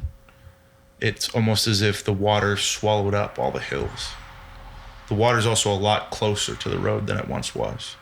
It's still a fair distance away, but it is very clear that the tidal effects of this planet are very evident now. As you progress closer to the other outpost, your little transistor radio pipes up, and it's Phyllis. Hello? Is this working? hello? I just grab the comms, go, we read you, Phyllis. What's going on? And everyone in the truck is kind of like relieved to hear, Phyllis on the other end. Hi, I'm just checking to see how you guys are doing. I don't know if you guys should be there by now. I thought, given the mileage, it would probably be coming up, and all's okay here so far, and a little creepy, a little eerie. There's some strange noises out there. I guess those dogs started coming closer after they saw you guys leave. Maybe just the lack of people walking around kind of, they got a little bit more ballsy. No one's in, nothing came in, everything's fine. We got the perimeter locked up, and hope you guys get there safe, okay? Just keep in touch, all right? Maybe check in every hour or so. It'd be nice to know you guys aren't missing. Everything's good here. We're about a few minutes out. We'll update you as the situation continues. All right. Sounds good. And fill us out. And she clicks it. As you guys come on to the next outpost, it seems a bit odd. All of the lights seem to be on, but very dim, almost as if their generator is running low on fuel. Also, there's no forward operation guard. There's no perimeter guard. The perimeter fence is actually open, but no signs of anything too crazy on the outside door. You continue to approach.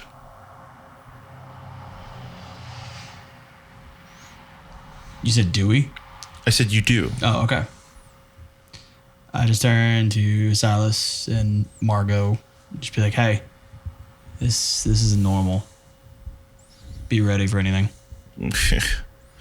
Ready for anything on a planet where anything is anything. Yeah. We got you, boss. Don't you worry. You come up to the gate, and typically on these things, when you go to the front latchet door, a perimeter sensor reads the front of your vehicle.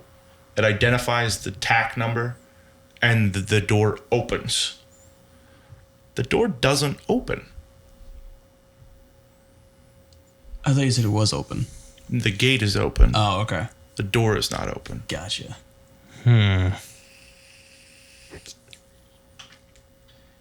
Should we get out and knock?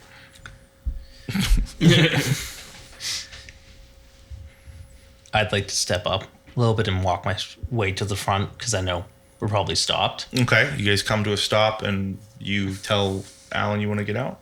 No, I don't want to get out yet. Okay. I assume they also have cameras and stuff there? Yeah. That would probably move if they were on. Yes. I go to wave to see if the cameras are moving at all. Roll. Okay.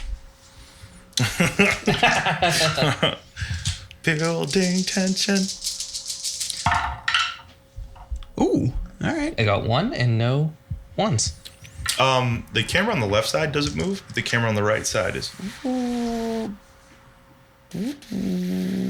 as the lens focuses in and then retracts and then continues scanning the area.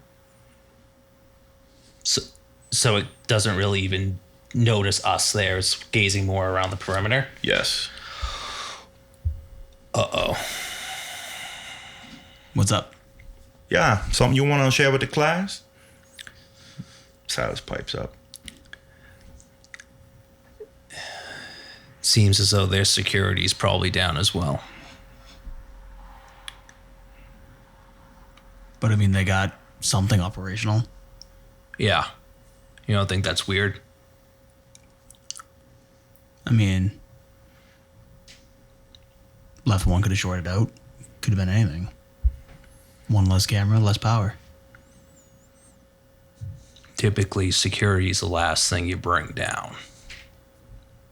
Silas pipes up. So what the fuck we doing here? We go on in. Come on. We got here. Let's go. Are you volunteering? Shit, yeah. All right. Remy, pull this shit to a stop. I gotta go knock on the door.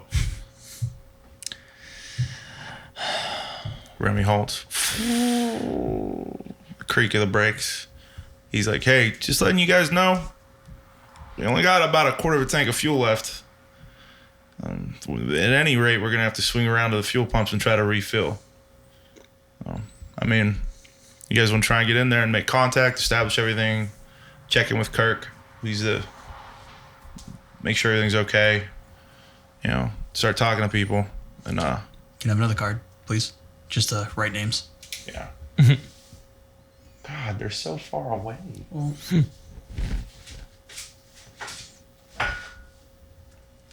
Thanks, buddy. If you could leave it here, just because I'm trying to write down the same names. Captain Kirk of the 2nd forward observation post. You guys go in there, get a hold of Kirk. Get stuff established. I mean, you guys can all get out. I'm going to swing around the back at the fuel pumps. Standard stuff. I mean, we've got plenty of fuel back there, I'm sure. But we came down here with a shit ton, and as long as the refractory's still working, they're probably producing fuel from the algae bicarbonates. I mean... Hang on, Remy. We don't know what's going on here first. If Mordecai says something isn't right, then... Okay, well, then I'm going to kill the engine to save the fuel, bud. All right. Powers down the engine. Silas gets out. Alan, you still have the radio in your hand? Mm-hmm. Why don't you try contacting them? All right. So I'm going to pick up the radio and... Leave the roll. Oh, I do? Oh, sorry. Yeah.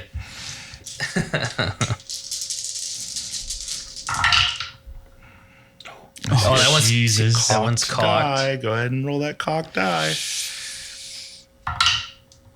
Oh. You have a choice to burn something or re-roll those two. Or you let it pass in the scene. Let it pass. Yes. All right. So just for rules clarification for them watching, is it when there hits 5? Is that the threshold? No, One? whenever you pass or whenever you do not pass a roll, you fail and the scene ends. The scene. Okay. Oh, okay. Cool. Yeah. Awesome. Just want to clarify that. So that is the second candle that has been darkened. And we are running out of fuel on some of these. Anyway, Lenny. so the world's dark and we are going to begin with some truths. The first truth is the world is dark. Nick. No, Lenny, you I was going to failed. say, why are you looking You may at me? begin with the first truth. The first truth is Outpost Two's supplies are way less than what we had. The third truth is Second. the first truth is it is dark. Oh, okay. The third truth is the indicator light on the front door is always green to let you know that scanning for VINs is operational and the door is able to be opened. The indicator light is red. Okay. Nick. Is it the truth is? Is that how to start it? Okay. The truth is, through the headlights, right before it was cut off, at the far end of the encampment, you saw a hole that looked to be carved out of one of the outer perimeter walls. Lenny.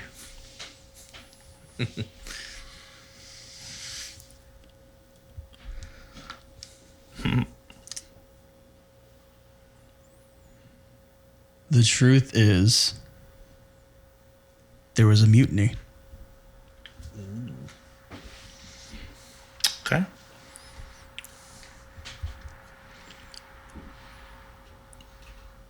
The truth is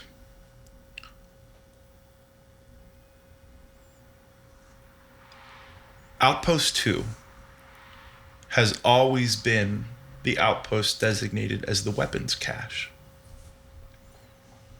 Nick. Okay. 2 more. Cool. The truth is, there are tire treads on the ground all over this place. Lenny. The truth is I pooped. No, that was earlier. The truth is, the tire treads are not the only tracks. I love it. Give me the dice. Return the rest of the poll. Just one, right? Yeah, I just get one.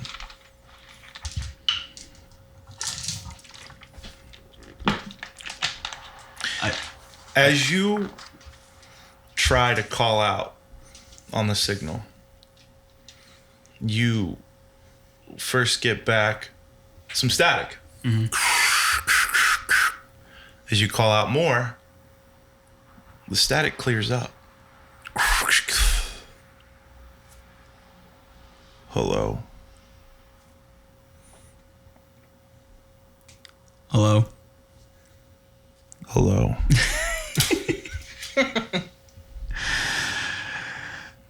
This is Sergeant Allen from Task Force Falcon, coming from Outpost 1. Who am I speaking to? Task Force 1 from Outpost 1. Do I recognize the voice? No. I'm sorry, come again? You are Sergeant Allen of Task Force 1 from Outpost 1.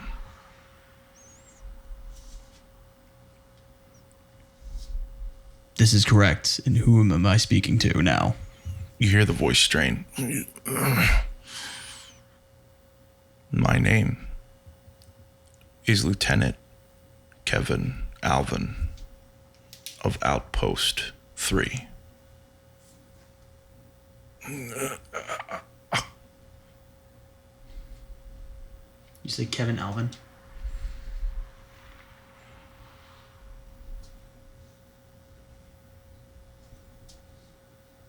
What is your mission here? Lieutenant Alvin, we are looking for supplies. Outpost 1 is dangerously low. We were hoping you guys could spare some. You were hoping we could spare some supplies for Outpost 1? That is correct. We have what you need. Do you have something to offer? We are low on supplies. By the way, the comms, do I have to push a button for this? Yes. Okay. I let go of the button. I just turn to anyone that can handle it that has a gun. And I just go, safety's off. And I put my thumb back on. What are you in need of?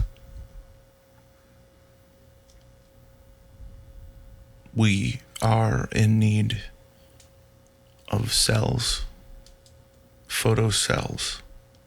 We don't have enough fusion cells. We need more fusion cells. We have many weapons here, but we have low fusion cells. We need some. This is not negotiable.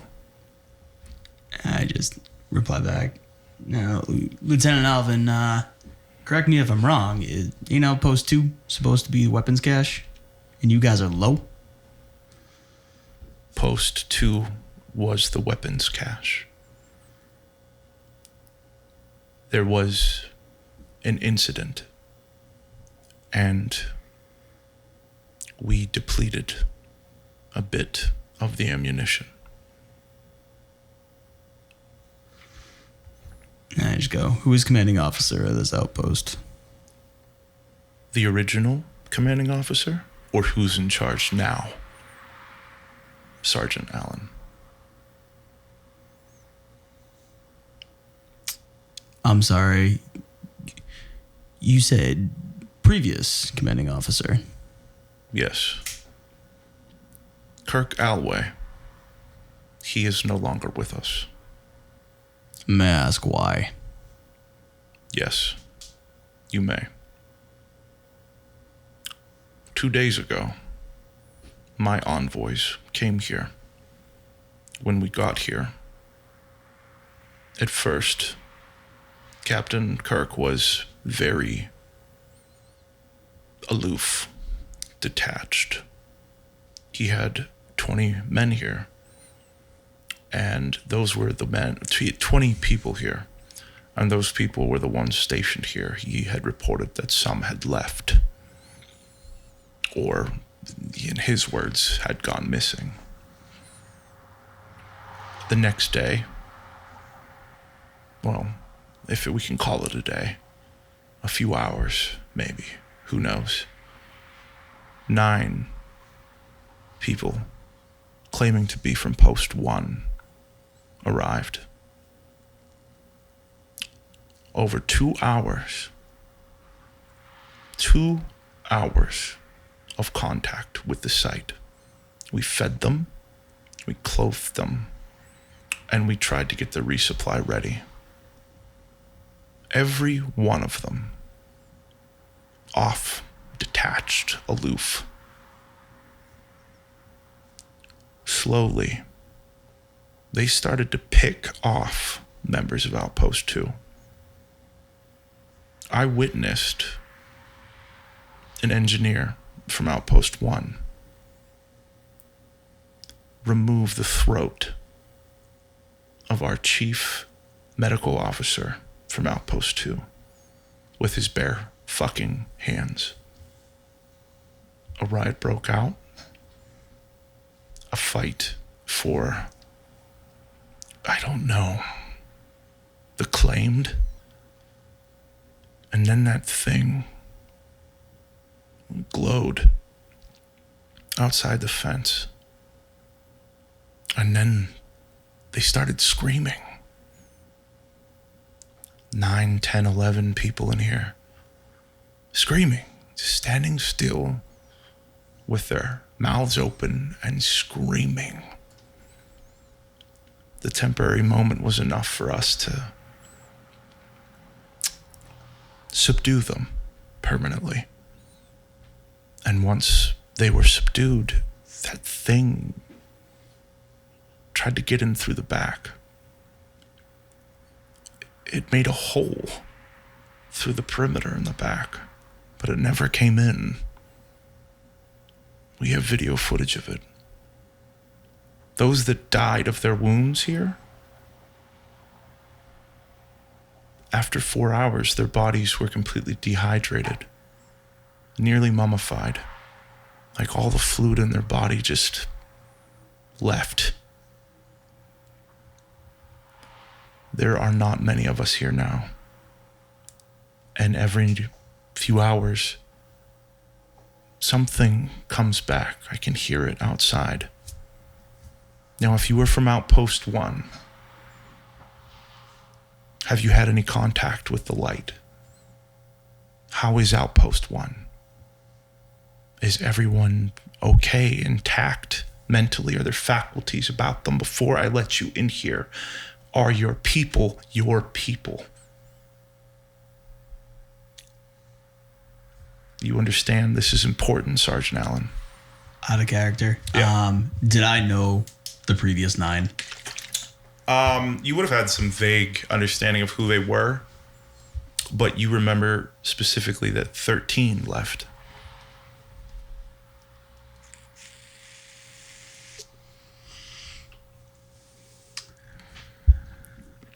Lieutenant Alvin, I understand your skepticism.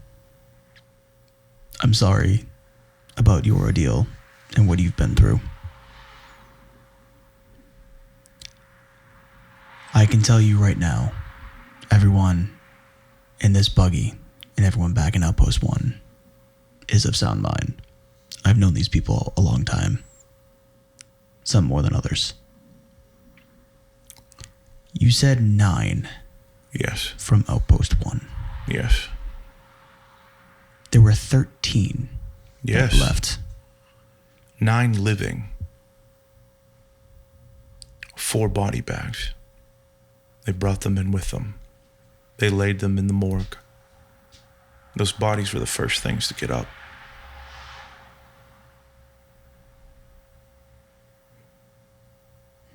Their mouths gaping open, yellow liquid coming from their eyes that seemed to glow and shimmer in the night. We put them down right away.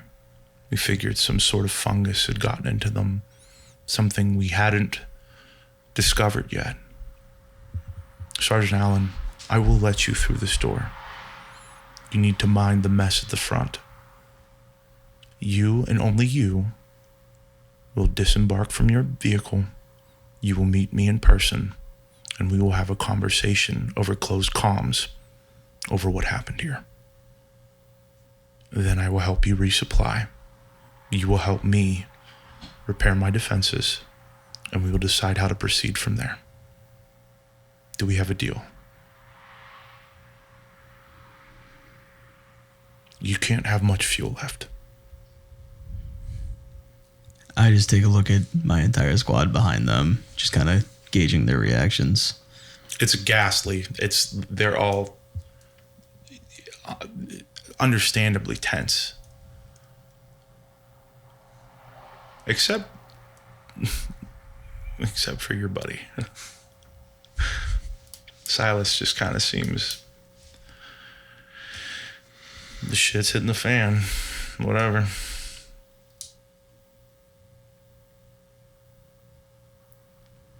You got that comm on?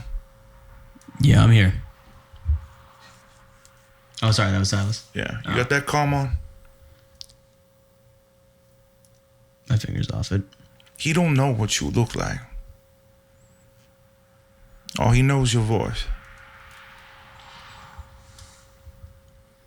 You could have anybody come out this truck. Anybody at all, better shot than you even. And you could make the negotiation. You could make it happen fast. We could get our supplies and get the fuck out of here. We gotta fuel up, that's for sure. Ain't that right, Mordecai? Yeah. Can I ask the GM a question? You may.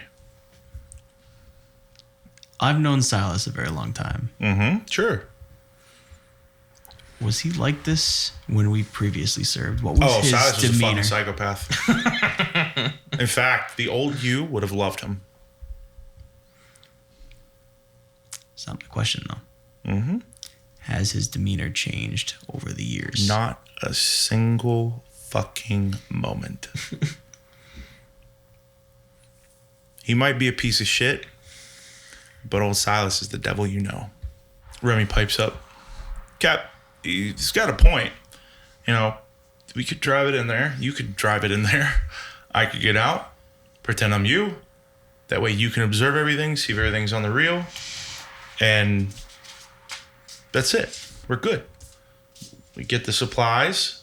You get the supplies. And we get the fuck out of there. I think Silas is right. I don't want to stick around longer than we have to. I mean, the whole point is to resupply and head back. We know home is safe. And if what he's saying is true, I don't want to linger here any longer than we have to, boss. Yeah. I pick up the comm again. And I go, Lieutenant Alvin. Yes, Sergeant Allen. Before I agree to anything,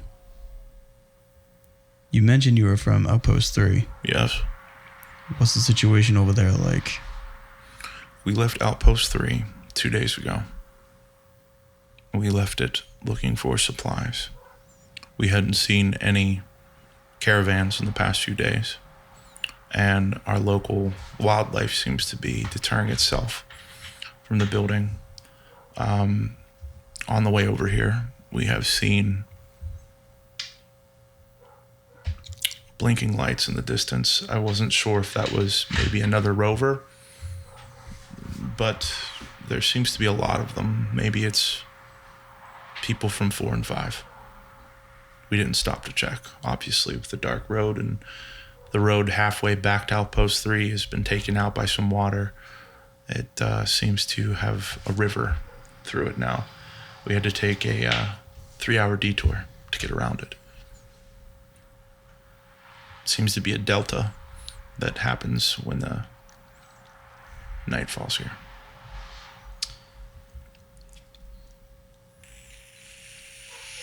All right, Lieutenant Alvin, you got a deal. With that, you see the light go from red to green. And the door drops. And you are able to enter. What's the plan? Are you going to drive it and have someone else impersonate you, or are you going to meet him yourself? I'm going to meet him myself. As you pull in, you can see the remains of the mutiny. There are eviscerated bodies, look like they are devoid of water completely. They did the best to try and cover them up with tarps, but this was only a few hours ago, and you can tell that anyone that's left here as a survivor is incredibly on edge. As you get the whole way through the door comes back up and seals closed, the light indicating red. As you drive forward, you can see in the distance a few survivors. They've taken up defensive positions, so to speak. Not anything aggressive, just keeping their distance. Mm-hmm. There is a slender, elderly man in a officer's outfit standing there as your vehicle comes up and pulls to a halt. Remy says, I'm going to keep it here, but I'm going to keep it running, bud. We don't got a lot of fuel, about a quarter tank and dropping. So if we idle for too long, we're going to run out of fuel. But I don't want to shut it off just yet. You give me the signal, you wave me on, and I'll shut it off. Yeah, I agree. Something feels off. You hear the speaker pipe up again. Sergeant Allen, please exit the vehicle. And only you. We have something to discuss. Stand up. Did he say any weapons? Weapons weren't Didn't say allowed? anything about that. Okay, so I'm going to take my rifle. Okay. And make my way back. Okay. Door opens. You exit. You guys shutting the door? Door shuts. You walk out towards the lieutenant. Sergeant Allen. Lieutenant Alvin.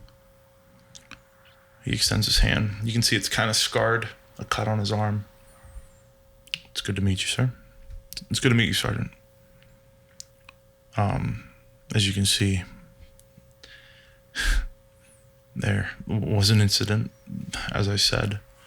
Are your comms off on your personal?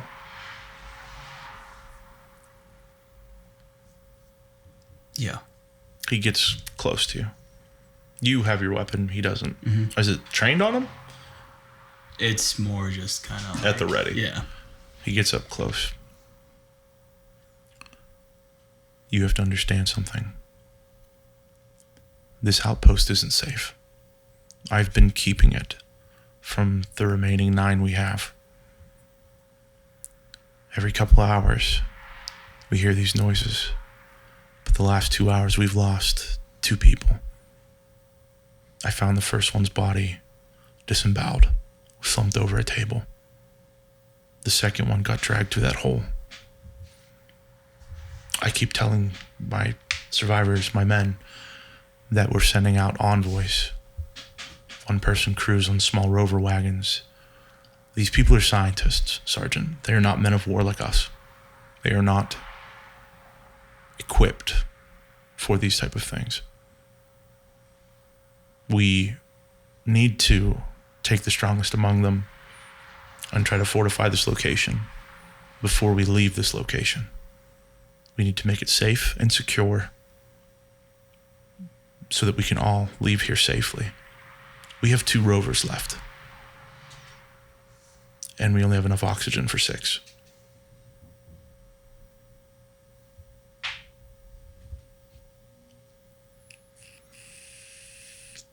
You said there were 9. Oh, no. There was 11, but 2 died. Yes. Right? Okay.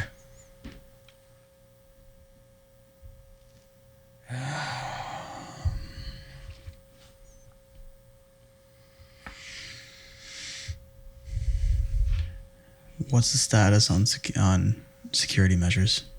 How dangerously low are you guys? In terms of ammunition, medical supplies, perimeter defense, All of it. to put it bluntly, we're in the dark.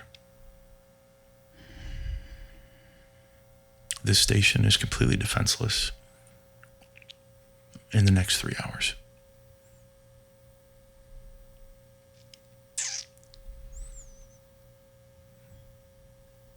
How far a travel is it back to Outpost 3?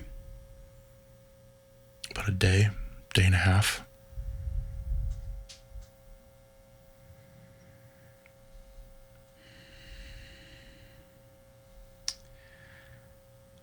Well, the way I see it, you have two options. You pick apart everything you can from this place.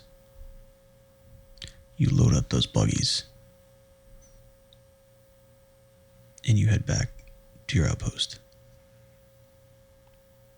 I say that's not a bad idea. We fortify the area for a few hours. Use that time to gather as much material as we can. You either come back to 3 with us or back to 1 with as much as you can carry. We abandon Outpost 2. We split the survivors as much as we can. And we use the next few hours to get everyone some rest, supply up, and decode this facility. There is a detonator charge, as you are aware, under each one of the facilities for a Category 5 Cataclysm event. We can probably use that, if we have to get this facility off the grid, or if they invade. They will come back, Sergeant. I don't know if you've gotten a good look at them, but they find their way in one way or another. Yeah, I think we kind of got a sneak preview of that on the way here. You mentioned us bringing back people to Outpost 1. Yes. I don't think you understand how grim it is back there. We are low enough as it is with what we have now. We can discuss that after we figure out how much more supplies we have here to harvest. Okay. Now,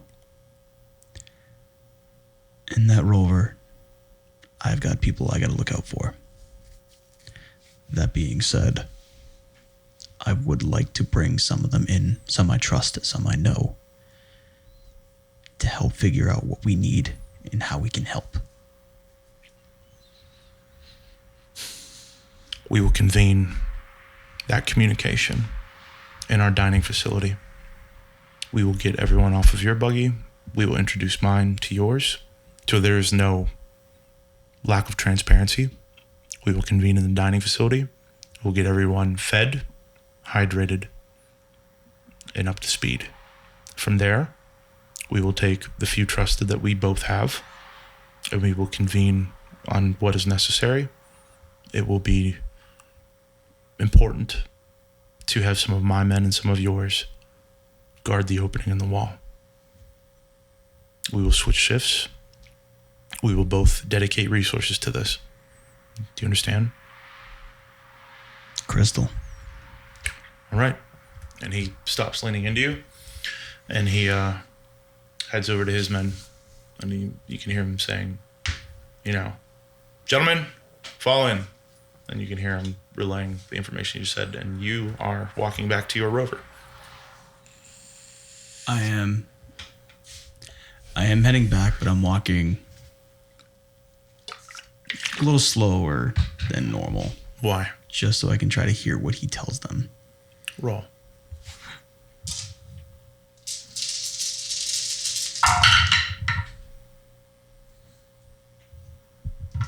You giving me those?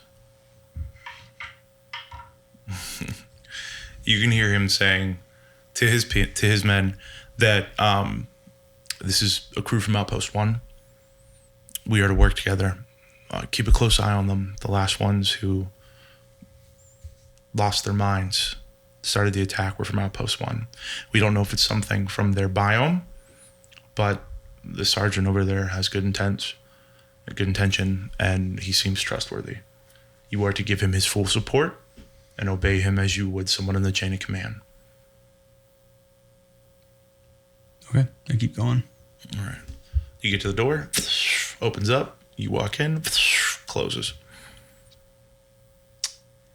All right, everyone listen up. Am I killing the engine or what? Yeah. Shuts down the truck. As you guys previously heard, it's not great in here. Lieutenant Alvin and I had a bit of a discussion, and we're abandoning Outpost 2. What? They all kind of pipe up. We came here for the weapons. We could resupply. Hang on. I'm not done. Ooh, the fuel's getting low. We are going to work with them for a bit till we can extract everything we can out of here, divvy everything up, and head back to Outpost 1. So we gonna eat? Yes. Okay. However, we may be taking back a few more. Maybe. More the merrier. How does Mordecai feel about this new information? I am incredibly skeptical of everything.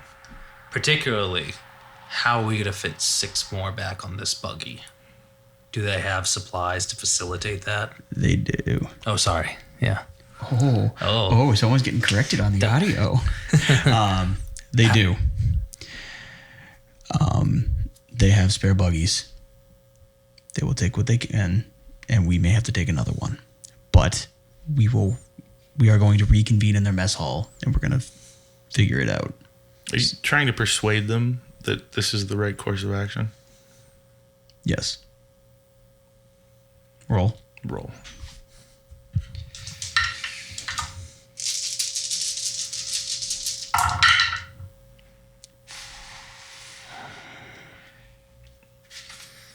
You gonna burn something and try to get one?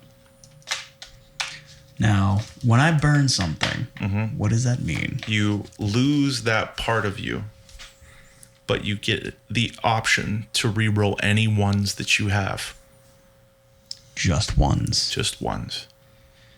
The only time you reroll everything is when you burn your brink. But once you burn your brink, which is the last thing you can burn, that's it. Okay. Hope is gone. You risk it or kill the scene. Kill the scene. Boy. Okay. The world is dark. We are alive. We are alive. First truth goes to you. We need 1, 2, 3, 4, 5, 6, 7. With the first truth is the world is dark. The second truth is Lenny. Lieutenant Alvin has no intention of letting us leave with supplies. Nick. The truth is, Lieutenant Alvin killed all of Outpost 2. The truth is, even in the transport that you're in currently, you can hear a slight banging on the outside of the gate you just came in. Lenny. The truth is that some creature did not create that hole. Nick. The truth is, those buggies have already been loaded with the supplies.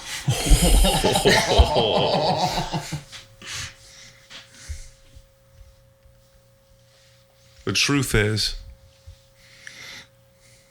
Bill seems higher than usual.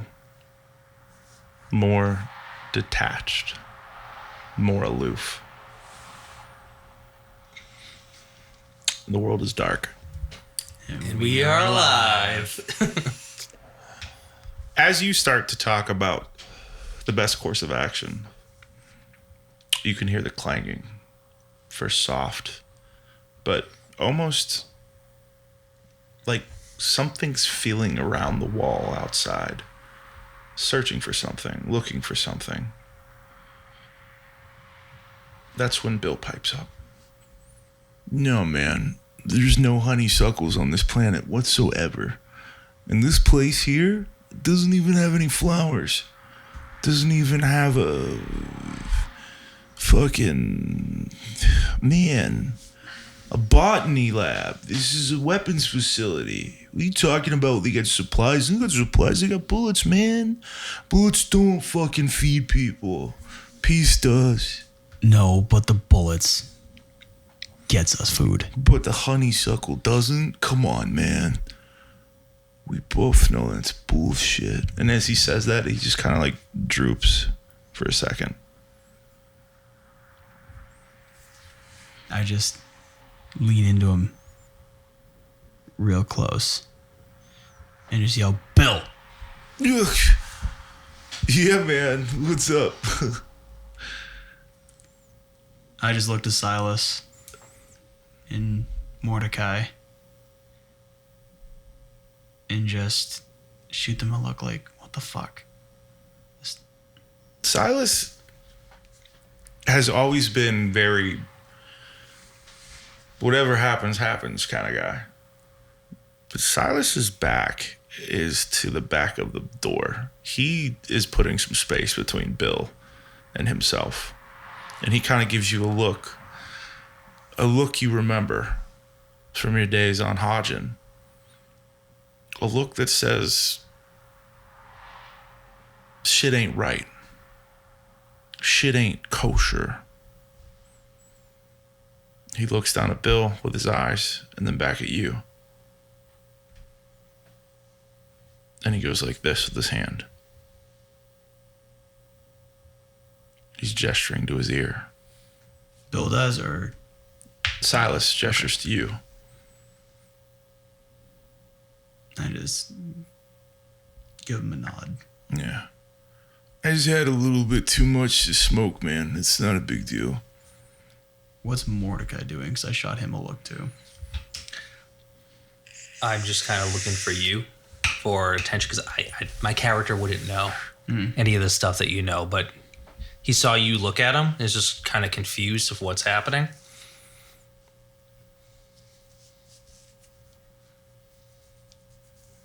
All right.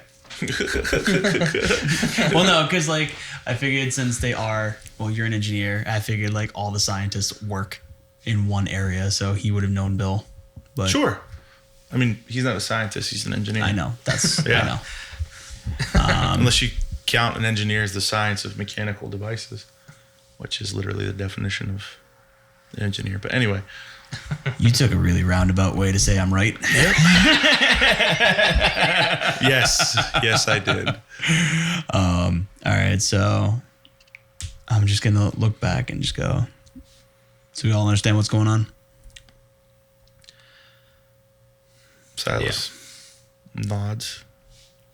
All right, I'm gonna pick up the radio, and I'm gonna go. Gwen, you there? You hear static. Quinn. Roll.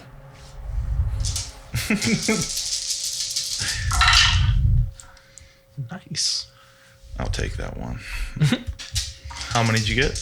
2. Okay. Do you want a smaller tray? I have one over there. No, I'm good. Okay. The static continues, and every few clicks in between the static, you can kind of hear like, yeah, understand. Yeah, in the water, but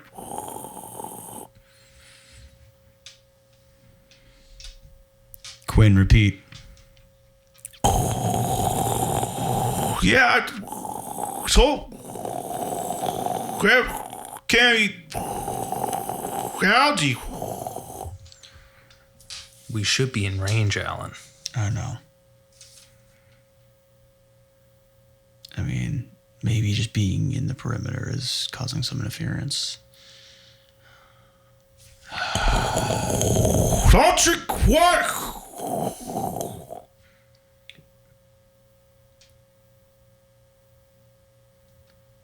Are they jamming our signal, Alan? Is there any more static? Roll dice. Oh, you son of a bisquick. 1. No ones. Oh, here he goes.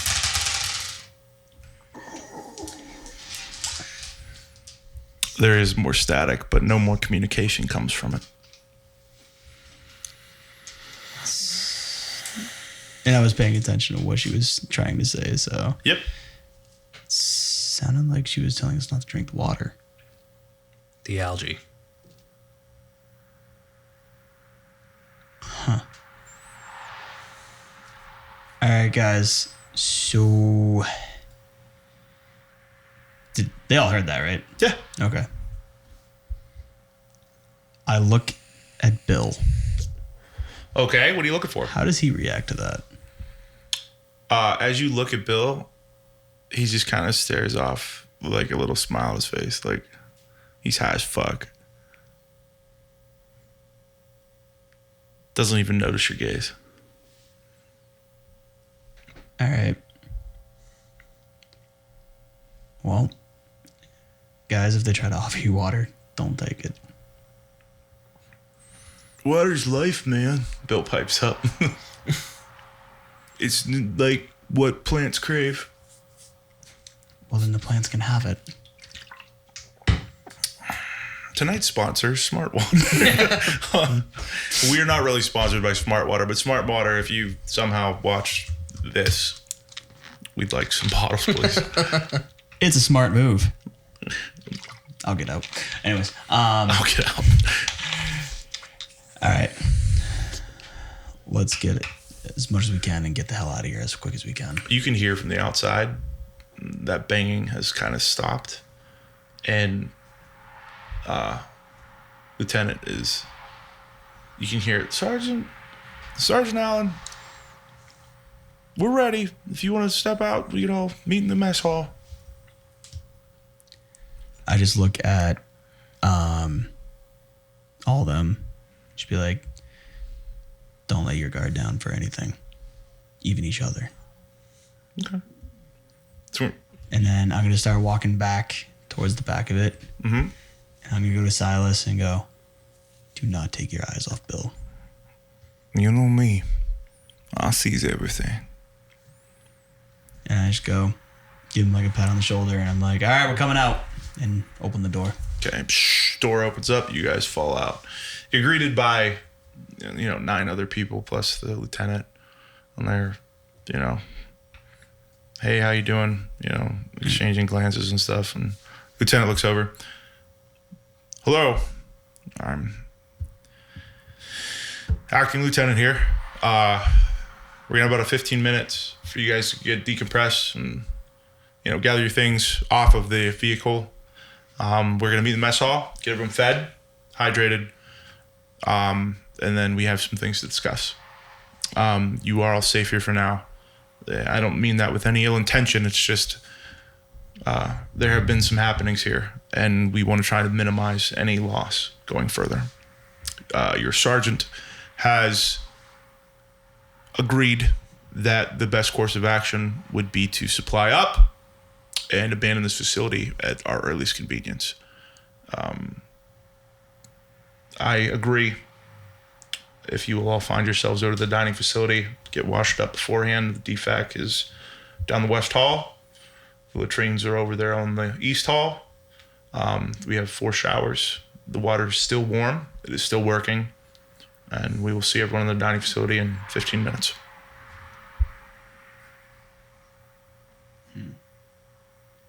Like hearing about the shower, like people are like, fuck yeah, man. Like, we don't have hot water back at the fucking Outpost 1. Can I actually look around? Sorry. Can I actually look around all the other 9, do they have open wounds on their hands too? Roll some dice, bud.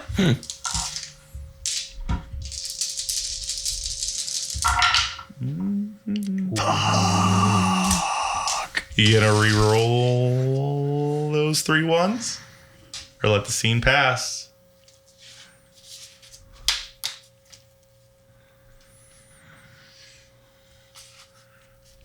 Ooh, what are you burning? Virtue. What's your virtue, Lenny? Insight. Burn it. Let that fire warm you up for a minute. Light the way. Go ahead and put it out. Captain Allen has burnt his virtue. You may re-roll those 3 ones.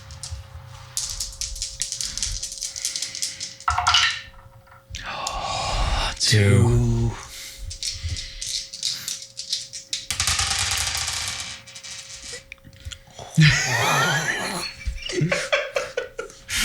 Oh, I don't like this. You do notice some open wounds. Some of them have been bandaged up. A few of them topical scratches. Save maybe 2 of them that are completely unabrased. But how do you use your virtue to ascertain this information?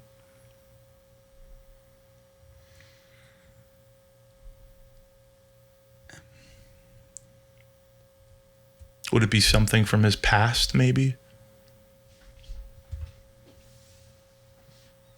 I've been in many combat zones, and I know how easy it is for wounds to get infected. Even the stuff that sometimes that treat the wounds Okay. can cause infections and enter your bloodstream. You were able to see the wounds.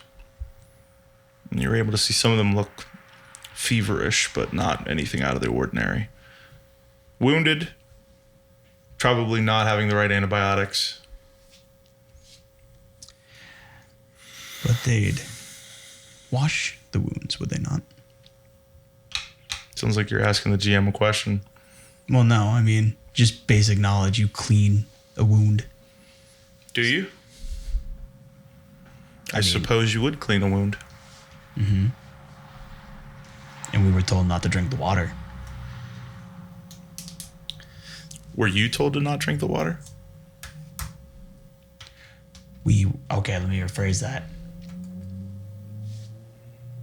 Judging by Phyllis's message, said, I piecemealed. Seems like you're looking for something specific. Don't drink water. Well, it seems like you're looking for something specific. A little bit. What specifically are you looking for? Are they infected with... Are you asking me if they're displaying symptoms of an infection? No, I'm just making note of it. Okay. Really. Continue. With all due respect, Lieutenant Alvin. Yes, Sergeant. I think it's best we get out as quick as possible.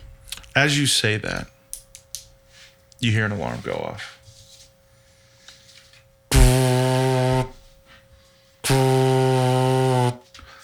You can see the 9 men plus Alvin get very worked up. They immediately disperse from in front of you and go to find weapons. Alvin says, "Get your men, get your weapons, meet at the front gate. That's a perimeter alarm. Something's coming this way." The perimeter alarm that they shut off the security systems for.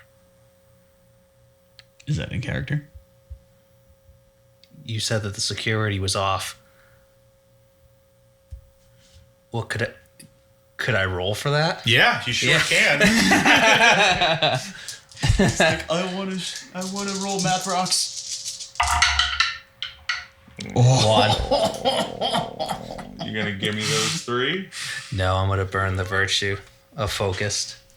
Okay. Oh, Jesus. Yeah. Let it be known that Mordecai is burning his virtue of focused.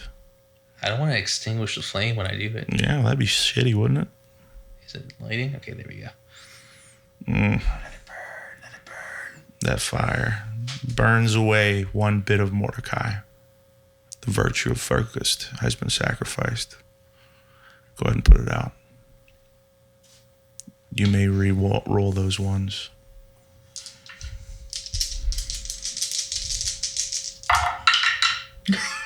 I still got one, but I got You got two. Yeah, 2 sixes out of it. So I had 3 sixes. Over the many years that you've been an engineer, I'm not even going to try to roll. I don't have sixes to beat that. Over the many years as an engineer, you know what the different alarms mean. That alarm doesn't sound like a proximity alarm. That alarm seems like an alarm they would use to let you know that generators are low on fuel. All of his men are rushing to grab their weapons. He tells you to get to your truck and grab yours. Alan, this is bad. This is real bad. They're all going to get their guns. Alan, this is not right. Their guns are much closer than yours. Get back to the buggy. We need to be ready for whatever happens. Is Alvin running with them? No. Oh, fuck. But he did just hear you say that. Oh, yeah. We have weapons in there, do we not?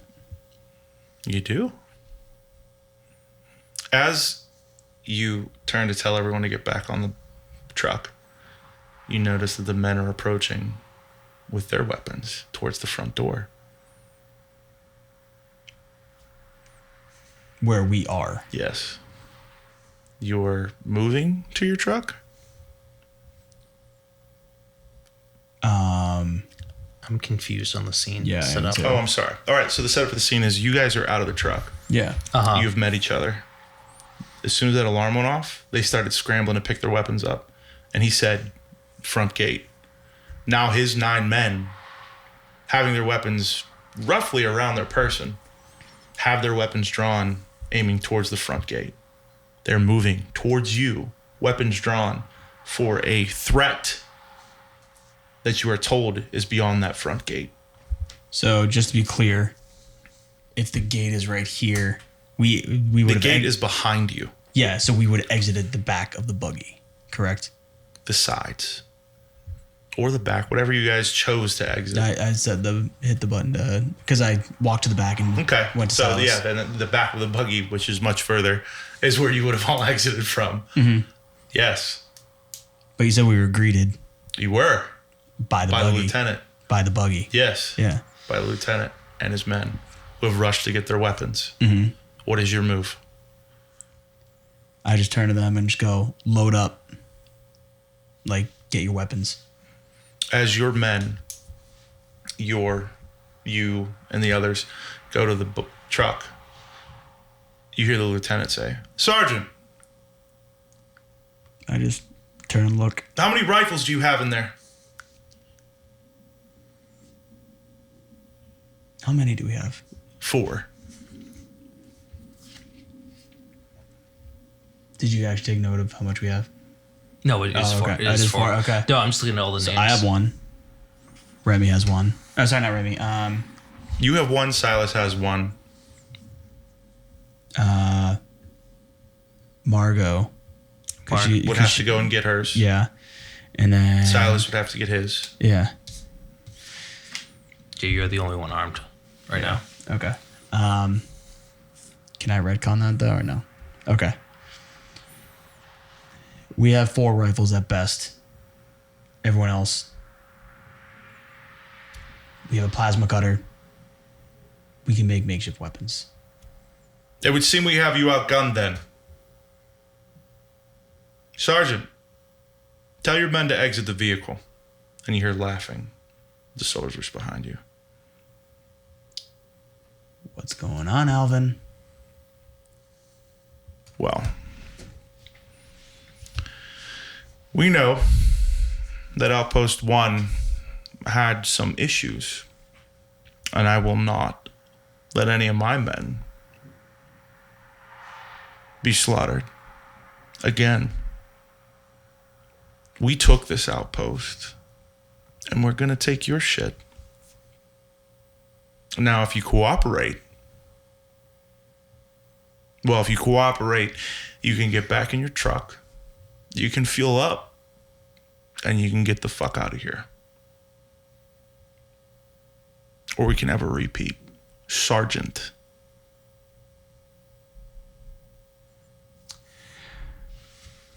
Now you know.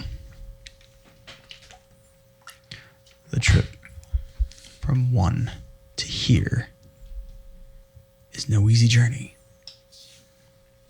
For all we know, what was it? Are you attempting to bluff him or buy time? I'm trying to speak with him just in general. Okay. Trying to ease some tension. Sure. It was 11 people that left, right? From Outpost 1? Yes. And 9 showed? Yes. Okay. No, it was 11 people that were in Outpost 2 2 days ago. Now there are 9. There was 13 that left Outpost 13. 1. Yep. And only 9 made it. Listen, Lieutenant. No, you listen. The journey here is not an easy one. Anything could have happened in that time span. I can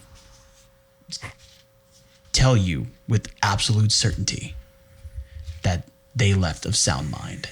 I knew a lot of those people. And I can goddamn guarantee that however you received them was not how they left. Oh, I'm sure. I'm sure that's the case. And I don't, have an argument for that. It's all the same, Sergeant. Survival comes from soldiers. We are soldiers. They were scientists. We did away with the weakness. And what we have now is only the strong. The best of 3 and 2. No weakness here. Can you say the same for your own ship? Is everyone acting according? Where are you? I'm in the truck. Bill doesn't look good. At all. In fact, he's passed out in his chair. I'm probably not noticing him. Yeah. And more the guns all pointed towards the car. Yeah. Right? Remy's in the car. Remy is in the car. Remy's in the driver's seat. Remy is in the driver's seat. Remy punch it and hit them all. Remy would have to start the engine for that. Yeah, he would. Are you telling Remy to start the engine? Yes, because those blasters, as an engineer, this truck can sustain You all the fucking shots. roll right now.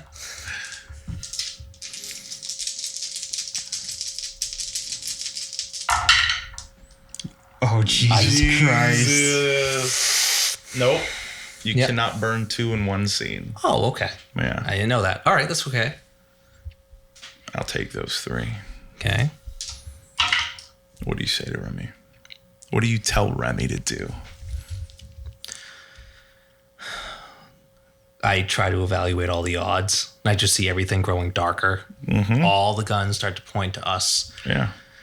I look at Remy and I go, Remy, we're not making it out of here one way or the other. If you want any of us to survive, you need to turn on the car and run. Okay, this These is a guys dire are- circumstance, and I'm going to tell you right now, because if Remy starts that vehicle,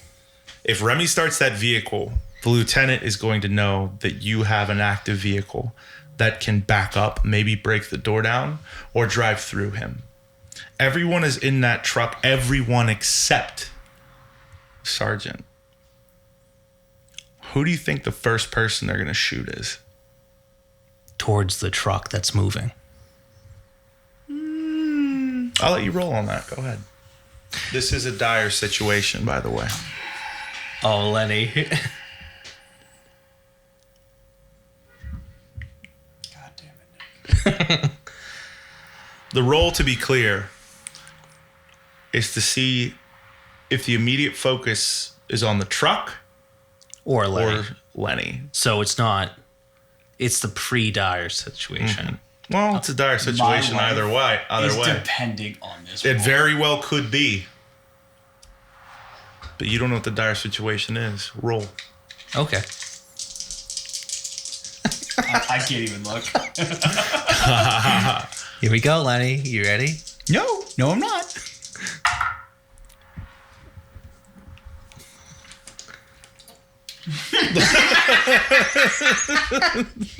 Give me that. Jura's like, Okay. The very truth is the world is dark. Okay. I need 6 truths. Nick, starting with you. Go ahead. The truth is their target is on the truck. Nick. Or Lenny. Give me one. the truth is,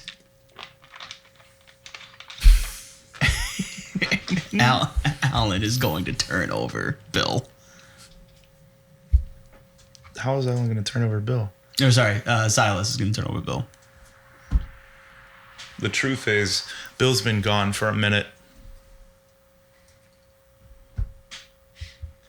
The truth is they need time to load their weapons. Lenny? The truth is, the only soldier in that facility is Alvin. Oh! Good job, Lenny. Okay. Who's turning over Bill's body? Silas. Oh, okay.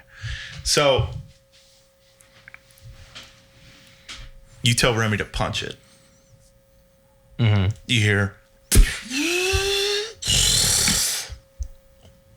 The lieutenant starts screaming at you. Tell your men to shut that fucking truck down. Shut that fucking truck down now. Robbie, what the fuck are you doing? Stand down. Can't do it, boss. Sorry. You hear the fucking wheels squeak. All the guns trained towards the fucking truck. I mean, every one of them. You hear charge up as Remy punches it and sends the fucking truck careening forward. Bill's body falls to the floor, completely passed out. Everyone's kind of jarred for a second as the truck starts slamming forward at high speeds. You are in the way of that truck. Roll some dice. Okay. This could be a dire situation. Oh, that's bad. That's real bad. You can re-roll for 1-1 if you burn something, or let the scene go. I don't know what to do. 3, Okay. 2, What's your vice? I just don't know what you have. Leadership. Yeah.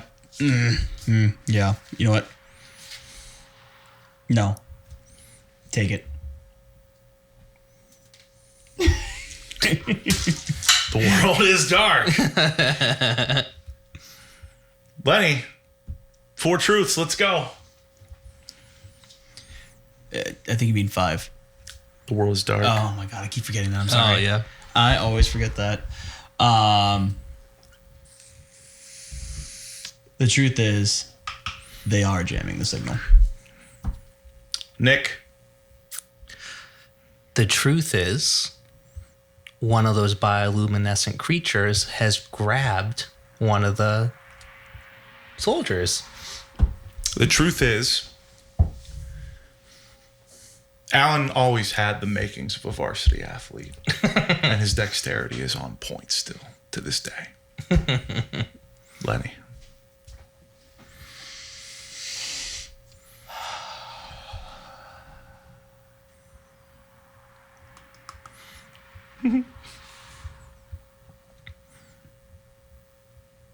As you can see, these scenes go by real quick when shit hits the fan. The truth is, Silas wants to be in charge of security. Lenny, you put the life and safety of your crew at the first and foremost, so I am going to give you a hope dice. Yay. So when do I roll it? Whenever you roll dice. Okay. Nick, Yes. you're in the truck. Yeah, I am. That truck is barreling through the hallway. Gunfire. You are 100% correct that those fusion shots cannot penetrate the steel at all. It hits the first person, the second person. You hear what sounds like an impact inside the truck. The truck swerves, hits 2 more people as the other ones dodge out of the way. You hear a slam as you hit the back wall of that hallway with the vehicle. You can see the wall cracked, but not completely open enough for a truck to get through. You're dazed. You stand up to look around. Bill's on the ground convulsing. There is a yellow foam coming out of his mouth. Cyrus is standing over his body. The body's kicking. The body's just convulsing, and Silas is just looking at it, watching it for something. The other couple of people in your truck seem to be dazed, various states of injury, except for Remy and Margot. Margot is hanging halfway out of the truck. The impact of the wall sent Margot careening through the glass. Margot's face is a bloody mess. His body bent in an unnatural position. He's gasping for air. Blood coming out of his mouth, eyes, and ears. The impact surely will kill him. Remy, however, has 2 soldering marks on the front of his chest. You are right. The steel is not penetrated, but the glass is. What do you do inside? You assess your situation. What do you do? So I get up.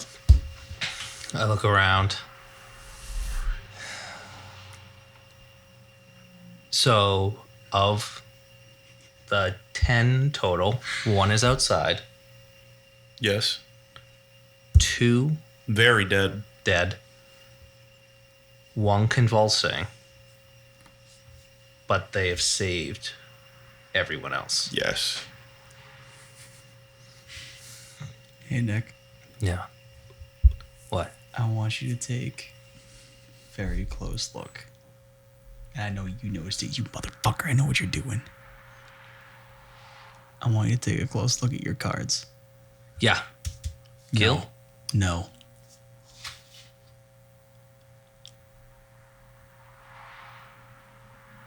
Yeah. I know that one. But I have to burn it, don't I? Not yet. You can't. Yeah. Not yet. I can't. Okay. Yeah. So, Margot, the glug noise finally stops. Margot passes away. Remy gasps for air. Oh, fuck.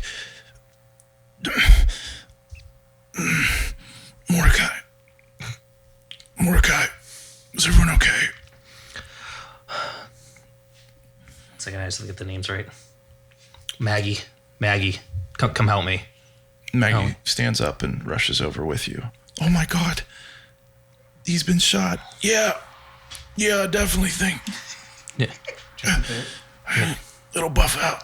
He looks over at you and smiles. It'll buff out. He's choking on air. His lungs are filling improperly.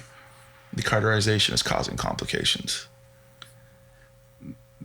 Maggie, help me lift him up. Maggie, don't. Go back and make sure everyone's okay, Maggie. Mordecai. Yeah. I'm not gonna get out of this. It's too close. There's too much blood. I don't want to suffer. Let's finish it. finish it.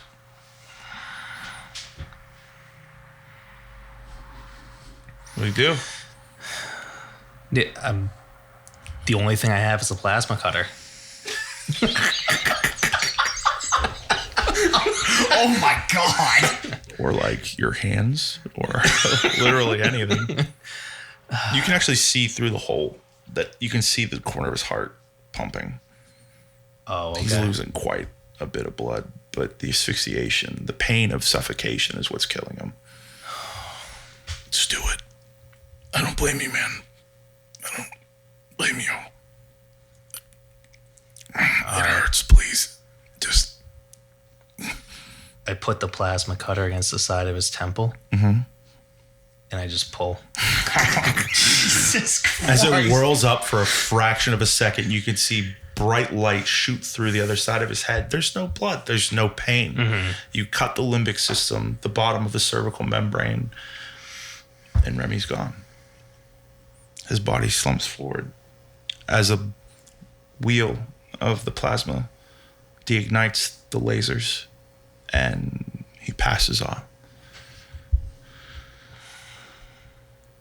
The trembling of the floor is from Bill, who is kicking violently, and you can hear noises as he gurgles up a yellow fluid and continues to gurgle up a yellow fluid. Silas, you need to get your ass over here. Somebody get something. Bill ain't doing too good. I look over at is Maggie. She's the nurse. Yeah, And I assume she's far away from him. far away from him. Okay.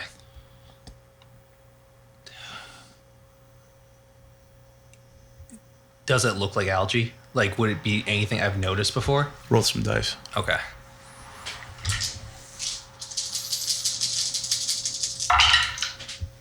Oof. All right. One. It doesn't look like algae. It doesn't. You have been an engineer for a long time, and you've seen overdose quite a few times. The quiet stillness of the outpost breeds interesting, leisureful activities. Drug use is one of them. It is very clear that Bill is ODing. Okay, so it's very clear. He's ODing. Okay. Fuck. And I run over to him. And I hold him up. He's puking. He's convulsing. He's not saying anything. His eyes roll in the back of his head, and he stops breathing. Do I do the... Do you? I don't... Is that... I don't know what happens when someone ODs. I've never been in that situation as a person. I don't think your engineer would be in it either, but he's seen it a couple times. But if you want to do some CPR, roll some dice. Oh, my God. What does Maggie say? Yeah. Well, she's staying the hell away from him, which makes me think she doesn't think it's overdose. You also did just kill a dude with a plasma cutter in front of her. She might be a bit traumatized. I put him out of his misery. You literally just created a Pollock painting in that goddamn buggy. I have no soul. Do you want to say something to Maggie? Tell her to get on it? Like, what's going on? What's happening? Well, you said she's not anywhere near. She's avoiding it. She's away from him is what I said. Okay. So she's not avoiding him. She's crying pretty hard right now. She just watched Remy die twice. Once bad, second, Jesus Christ. Maggie, he's ODing. On what? He smokes weed.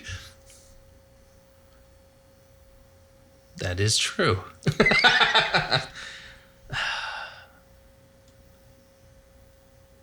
I am the wrong person to be in this situation. Okay. Bill dies in your arms. Oh no. No pulse, no breathing. 30 seconds go by. Okay. Pause.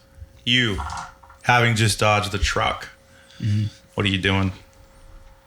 I get up and immediately start running to it. You're going to get up. You're going to run past the people who dodged the truck and the dead bodies, correct? Okay. You get to the truck. You see the sight that I explained to Nick. Fuck. Yep. Okay.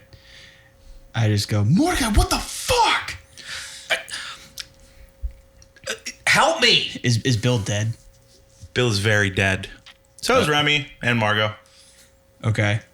Do I notice like the foam? Yep. All right. I immediately grab Bill and just drag him out and just put 2 rounds in his head. Okay. Roll some dice. Go ahead. Yeah, you get to roll. Do I lose it? Nope. Oh, okay. Not until your brink is burnt. That's awesome. Oh my god. Oh, Jesus. That was the longest dice roll I've ever seen. Those 2. See, this is tension. Remember how bad you wanted it to be? There you go. I'm talking about that fucking I'm thing aware. out there. So do I lose this? No. Oh, okay, You good. keep that. Those 2 ones go to me unless you want to burn something.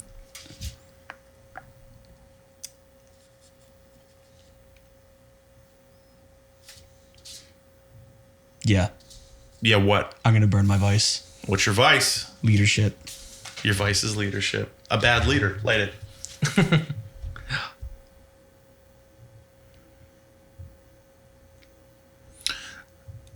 He's burning his vice, which is leadership. That piece, that incandescent life piece, is now on fire. Put it out. I don't know, man. It's pretty foobar right now. How does bad leadership affect what you're about to do?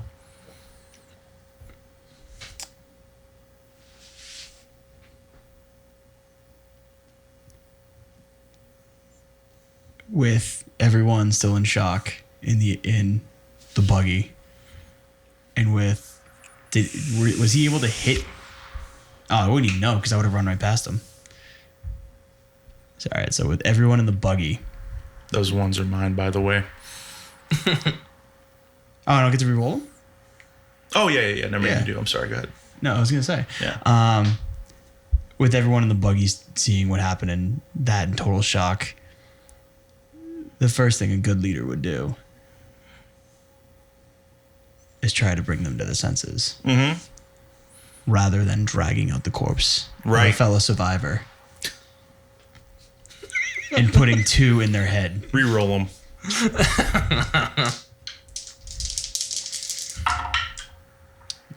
Oh, nice. 3 in total. I got. You were able to drag Bill's corpse outside and put 2 in him. 1 in the chest, 1 on the head, just like they taught you. As you get out of the truck, far enough to drag his body out, you notice that some of the survivors outside are starting to come to their senses and get up, including the lieutenant.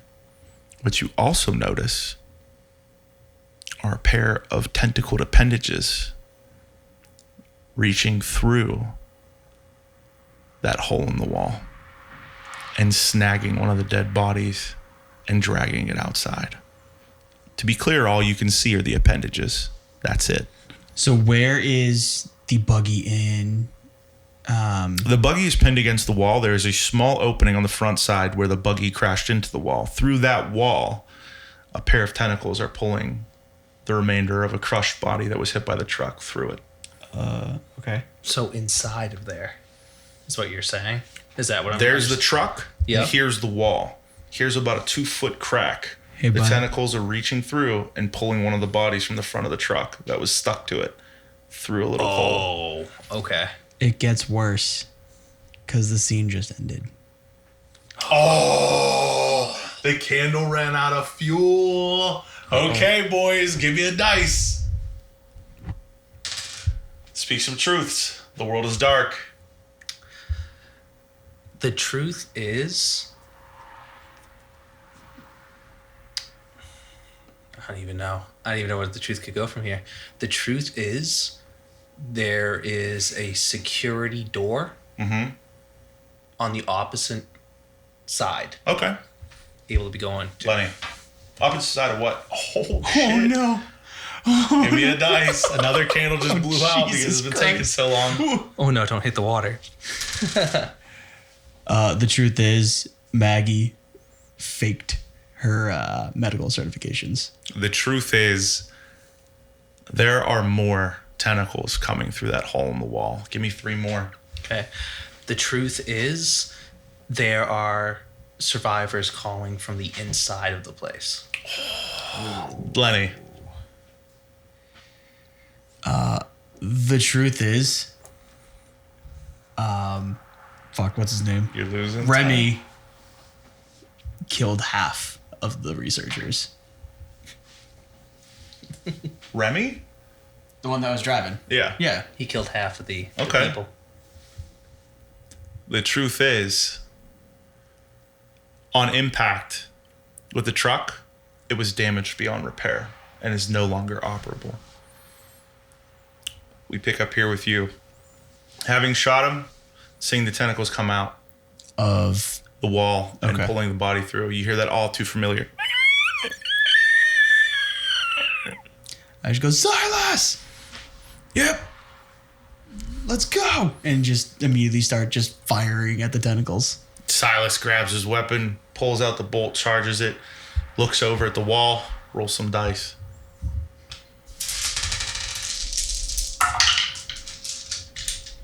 Ooh. Oh man. 3 successes. Oh. 3 successes. I get narrative right. You get out, you start putting shells in it. Fusion cores. Many. You're not even counting anymore. You're just putting as many as you can through there. Chunks of the body that were shot are exploding out, blood hitting the wall. Tentacles spraying yellow ichor everywhere. The yellow ichor starts to glow, and you hear a rumbling, a thumping. A few of the bodies of the people that were just killed stand up, their mouths gaping open as they join in unison in the screech.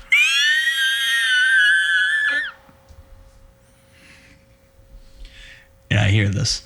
Yep. You all hear it. What's Alvin doing?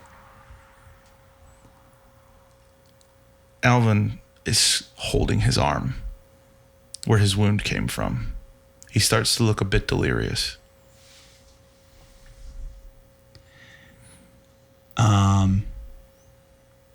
I just grab Silas by the shoulder and just go, it's not doing anything. Back to the buggy. Get everyone out. All right, Silas gets to the buggy and tells you all to get out. Mordecai, Yep. What did you see? A security door. Alan, get them inside. If you run out that way, you're running into them. Get through that door and go through the inside over there. It will buy you more time. I just go to Silas. You heard the man, and I just start covering them and just trying to fend off. They all start going over there. You hear the lieutenant. You all start running over to the door. Yeah. You said door, not open door. You said door. Yes, because I want to Okay. hack the door. You got to the door. You're running over to the door, and you can hear Alvin saying, "No, you fucking bastards! Don't open the fucking doors! You let them in! You let them let them in! Let me in!" And Alvin's neck shoots up, and he joins in unison with the scream as he shakes forward, and his neck snaps over to you. His arms start to creak and bend in impossible directions. His body convulses forward, then backward. Then he crunches forward as if his head's rocking towards his crotch, and then straight back again as his body bends completely backwards. His arms bend inverse, his legs like a crab, and he starts to scuttle after the survivors heading for the door. The only thing that stands in their way is Alan, and that is it. What do you do? Wait a minute, hang on. So where am I? Here comes Alvin. I Here's just you. started putting rounds down. Roll some dice, big guy. By the way, Getting low, Lenny. the way you were saying it, I just pictured the droidicas from fucking all fives. Lenny, we're 5 getting is a low on success our on your hope dice. Oh, okay. So I got one. Yeah. You... Wait, Lenny, the wake. Oh no. You fire. You put 3 shots in it. The first shot severs the leg. The second shot hits the torso, dropping his intestines out. The third shot hits his head, splaying his juices all over the floor. Oh, there we go. Another Your one. gun has jammed. Oh fuck. All right, guys. Another light burned out because you're taking long. Mm-hmm. The world is dark. Give me another truth. The truth is, there's a radio inside Outpost 2. Okay. They can access. There is a radio inside Outpost 2. Lenny, having just put down the lieutenant, you get to the door. The door's not opening. You notice this immediately. Have I caught up with them by this time? Yes. Okay. Not too far away at all. I would like to prove my worth as an engineer, as atonement for a moment. The moment comes when the moment comes. Oh, okay. All right. You're at the door. Okay. The door is locked. I'm going to attempt to hack into it. You may. I don't get the hope dice. Nope. Oh. Oh, I got one. Years of training, fiddling, toying, working, diligently displaying your craft. That one mistake doesn't matter now. That one mistake, it's not going to happen again. It won't happen again. You hack into the door. Burn, doesn't work. Burn, doesn't work. You're pulling wires out of the wall. You're fusing things. You remember. You can shortcut the door system. The locking mechanism is on an electrical device. You pull it out. You short the battery.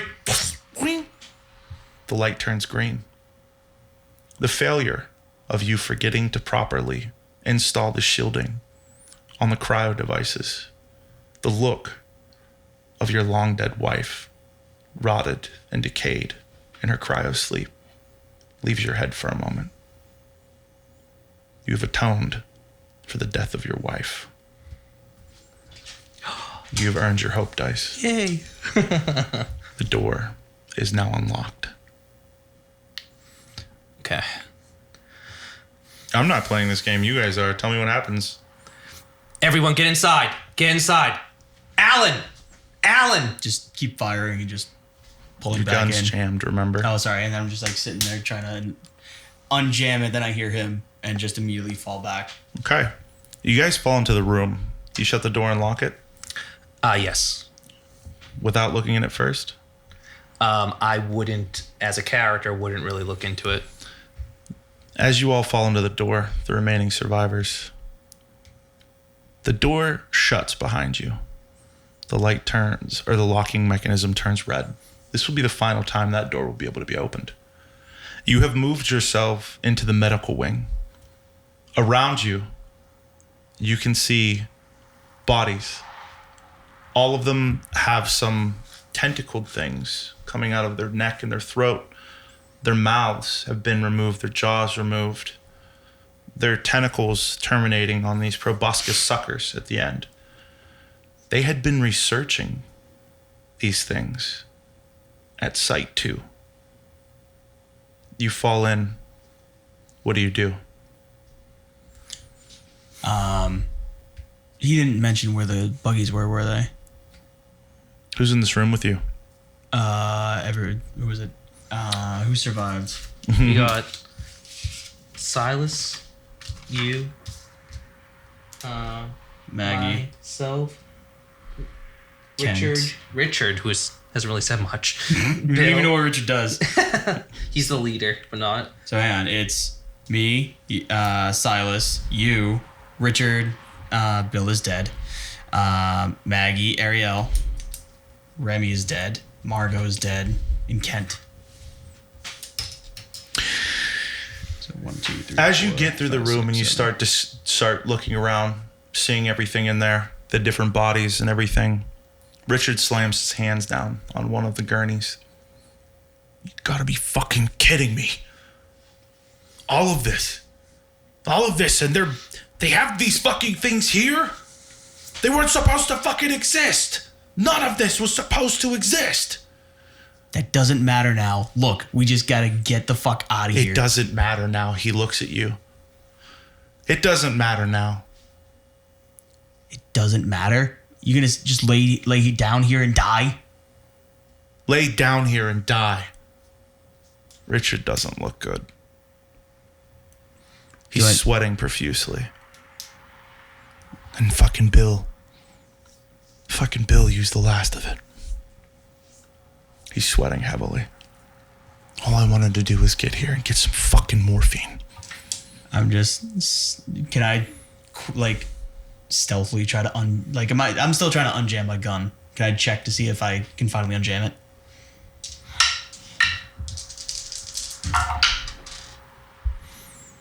One. You notice that the primer lodge is jammed. It would take you a moment. It wouldn't be a stealthy thing, but if you could just slam it with your hand, you could unjam the fusion bolt, keeping you from being able to fire your rifle. Just then, Richard turns around and slams his hand down on the table again. I just wanted some fucking morphine. I just wanted to get back and shoot up and get supplies. And you. Stand down, Richard. You, the leader of this. Do you even know what goes on here? You know, you're just some fucking dog. You're some soldier. Some fucking savior. I said stand down. You can hear the scraping at the door outside. Maggie and Ariel are arguably freaking out a little bit. Even Silas seems a bit unnerved. What are you doing? What else is in the medical wing? Like, is there anything close to him? Like what? Like a gurney to Roll kick? some dice. Okay.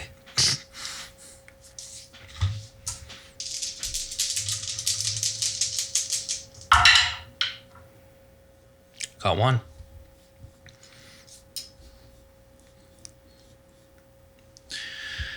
You were able to find a few gurneys and some hand bone saws used to remove and amputate limbs.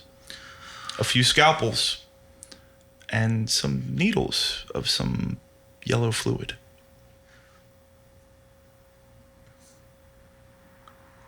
To distract him, I would like to just push one of the gurneys with nothing on it towards him. All right, explain to me. It's him, then you, Silas, Ariel, and Maggie, correct? Mm-hmm. Okay. You push the gurney forward. It spooks him. You hear the scraping of something. Richard gets hit by the gurney, lunges into the table, and he goes, "You motherfucker!" He picks something up. You've distracted him for a moment. You gonna try and unjam that gun? So all I need to do is hit it with my hand to unjam it. Yep. Could I grab it towards the front, like by the, like not grabbing the barrel, but grabbing towards like the like the barrel? Yeah. And just hit him across the head with it and try to knock him out. Sure can. Go ahead and roll for that, bud. What's worse could happen? Two. You grab the rifle, you swing, and it collides with the base of his skull. Oh. He drops, smacks his head off the table, and lands on the floor, blood careening out of his ear. Ariel sees this, calls you a psychopath. She's screaming now, and she sprints down one of the halls into the dark medical facility. She's lost some sanity. She's not thinking clear. She darts off, though. Silas looks at you. God damn, dog. I don't think you had it in you, Alan. Not now. Shit. Go get her. Oh, sorry, now go get her. Is my gun unjammed? Yes. Okay. All right, look. We need to get to the hangar. Silas takes his rifle and he's heading down the hallway to go get her, like you said. Yeah. We need to get to the hangar with those buggies and get the hell out of here. I Or was it? Who is it? So, Mordecai, Kent. Maggie. That's it right Yeah, here. and Maggie. Okay. We just lost another candle, guys. Running out of fuel. I need you get them to the hangar. The world is dark. And that's it. And that's it. Cool. Get them to the hangar. We're getting the fuck out of here. Would you know where the hangar is? No. Are the outposts relatively the same? Sure. So Give me I a need- roll to see. Yep, they are relatively sure. They're the Okay. same. Okay. You It's recall that they're in the same space. It's a different outpost, but these are all relatively designed the same. So it'd be where ours is, okay? All right, Alan. All right. All right. Get them there. Would I know where that emergency switch is for category 5? Sure. I'm going to get the kill switch, and we're blowing this place to hell. So just to be clear, Mordecai and Maggie are sprinting off down the hallway. Mm-hmm. Ariel and Silas are down a different hallway, and you're going to get the kill switch Yes. With Kent. Kent's still with with us. Kent. No, I'm going solo. Okay, what's Kent gonna do? Kent just He's looks, what going. do you He's want me going to with. do? He's going with them. Kent bugs off with you. Okay. As you guys, I'm gonna do this in sequence. As you guys sprint down the hallway, you get past one open door, a second open door. As the third open door you pass, a shooting group of tentacles runs out, wraps around Kent's body. He's snatched back. I mean, this is instant fucking taneous. If you had been a fraction of a second slower, it would have been Margie. Margot is gone. Maggie who is gone. Yeah. But you can hear Kent's screams and then silence. Just keep running. No time to turn Just back. keep running. You keep running. You get to what you're looking for. You get down an empty hallway. Mm-hmm. That you were looking for, what, the escape or the hatch. To get to the hangar. Yeah. You find an open door, slightly open. Uh-huh. Hangar bay above it. You approach the door. You Mm-hmm. look inside the hangar bay. The hangar bay's door is open, but those things are everywhere. They left the hangar bay door open. Do they have are they like backs to us or fronts to They us? are not aware of you at all. They are aimlessly, blindly walking around and feeling. They have humanoid bodies, but protruding tentacles through their faces. They're blind. Oh. Off in the distance, you hear screaming of another woman. I go under the door first to see if they notice, because I probably would have to figure out to find they're blind. Roll some dice. Yep. Time's running out. Yeah. Nope. Got anything to burn? Oh, no ones. No ones. Yeah, that's the thing. We only have our hope dying left, don't we? So if I do this, You can burn your brink. Give up all hope. Lose your hope die to re-roll that dice. Or you can submit to a dire consequence. I'm gonna do the brink, just to do it. Burn it. I just don't extinguish the flame. All when I do hope it. is lost. Ooh. Nick has burned his brink. What's your brink? His mistakes causes another survivor's death. Nick's wrapped up quite the body count. Re-roll that one white dice. Your hope dice is gone forever.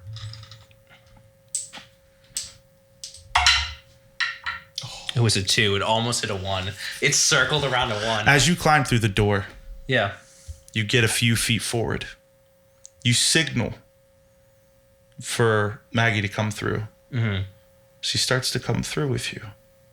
You slowly maneuver your way around. You get to one of the aircrafts, one of the emergency crafts. Mm-hmm. You go to hack the door again. You start hitting the switches, silently entering the pin codes. You enter one digit wrong. Uh-oh. A brief alarm sounds. In that moment, you hear a cacophony of screams. They rush at you. You try to get through the door, pushing the numbers again. Mm-hmm. The numbers are wrong. Maggie is scooped up. The last thing she saw is your face in dread as another mistake claimed an innocent life. I'm going to leave it there for a minute. Okay. You're getting to the room with the detonator. You get to it just fine.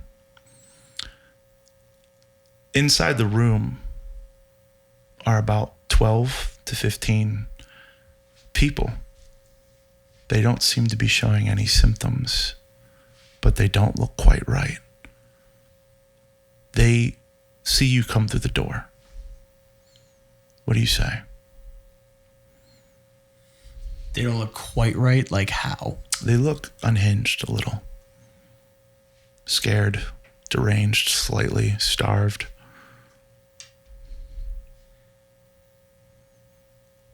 Oh, fuck. All right. Your rifle is, of course, Yeah. unjammed. All right. Everyone here. My name is Lieutenant Allen. I am from Outpost 1. We are getting the fuck out of here. What?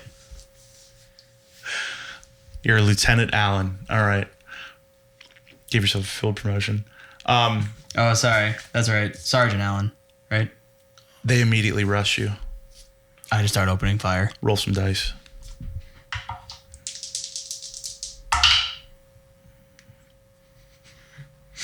Oh, what timing? You start firing. You fire. You mow down 3, 4, 5, 6, 7. Your gun is out of ammo. They're not running at you anymore. One of the men says, "Why? We haven't eaten in days. We haven't had any food, no human contact. Why did you open the doors? This was the only thing keeping them out." Just as he says that, a mass of black tentacles grabs you from behind. What's the last thing you see before you enter the dark, Lenny? I just look into this room and look down and see the bodies the freshly made corpses and the rest of the crew that has been starving and slowly dying. And just have a brief flash of my life back home. And then enter the void. The last moment of your life is spent thinking of your ex and your life you had back home. As the tentacles pull you forward, it's warm comfort you feel as you pass into the abyss. And Sergeant Allen is no more.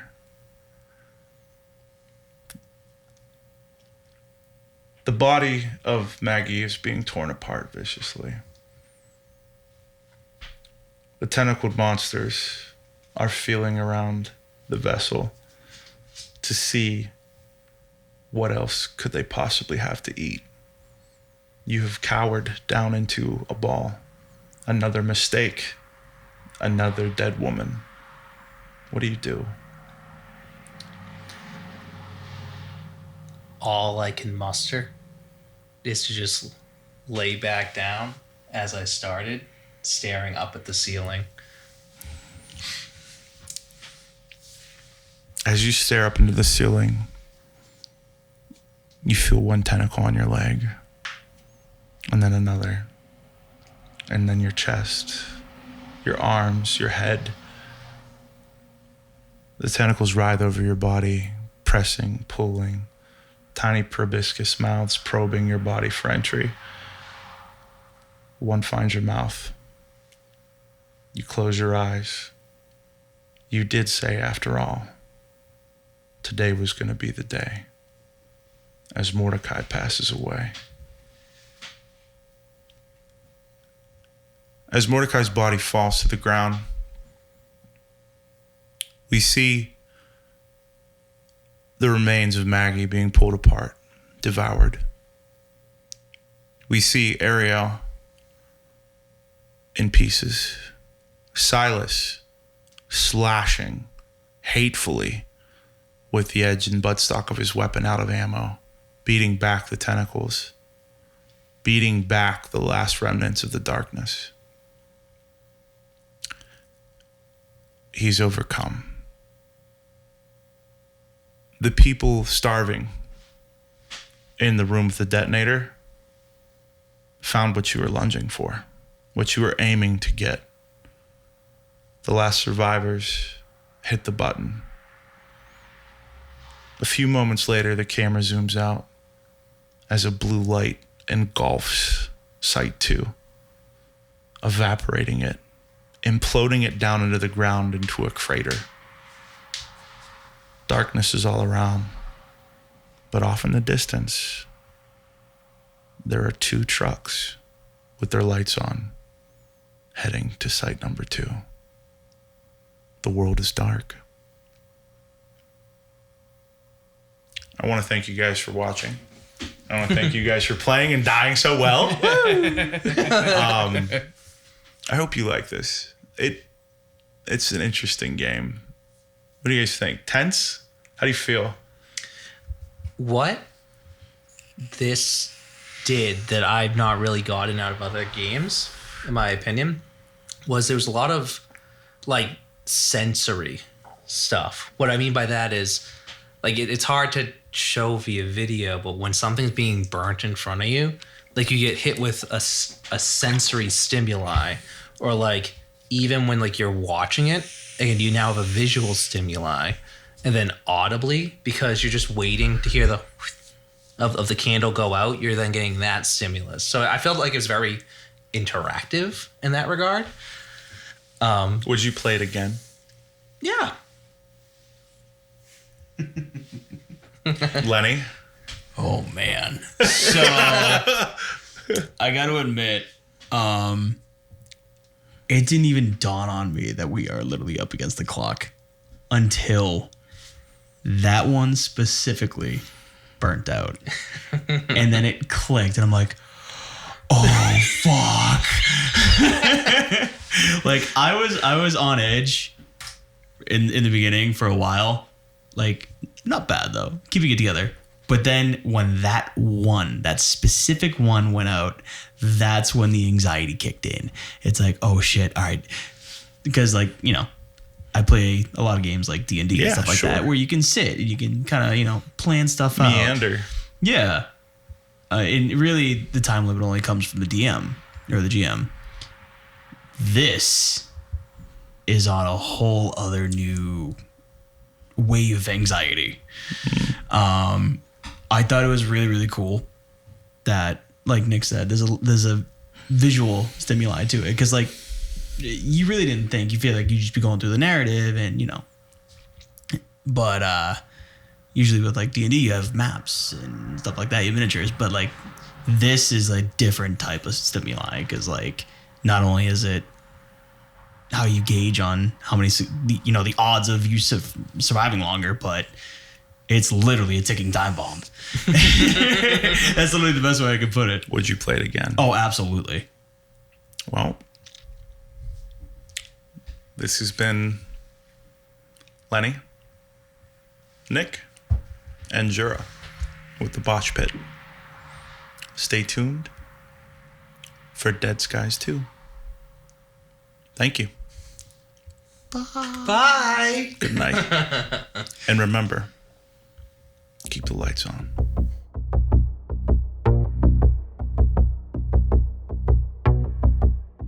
Delilah, this is your dad.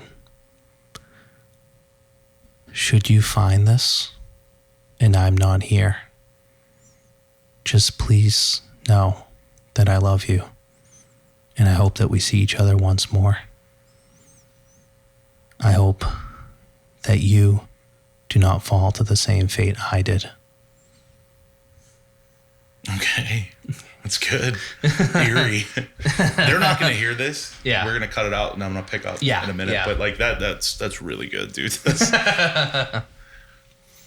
Remember your character. Mm-hmm. Channel your character. Okay. Play your character. Okay.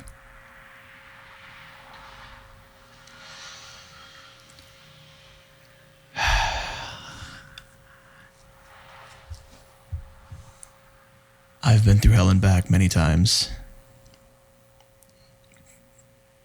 This is a new layer of hell that no man should ever have to see.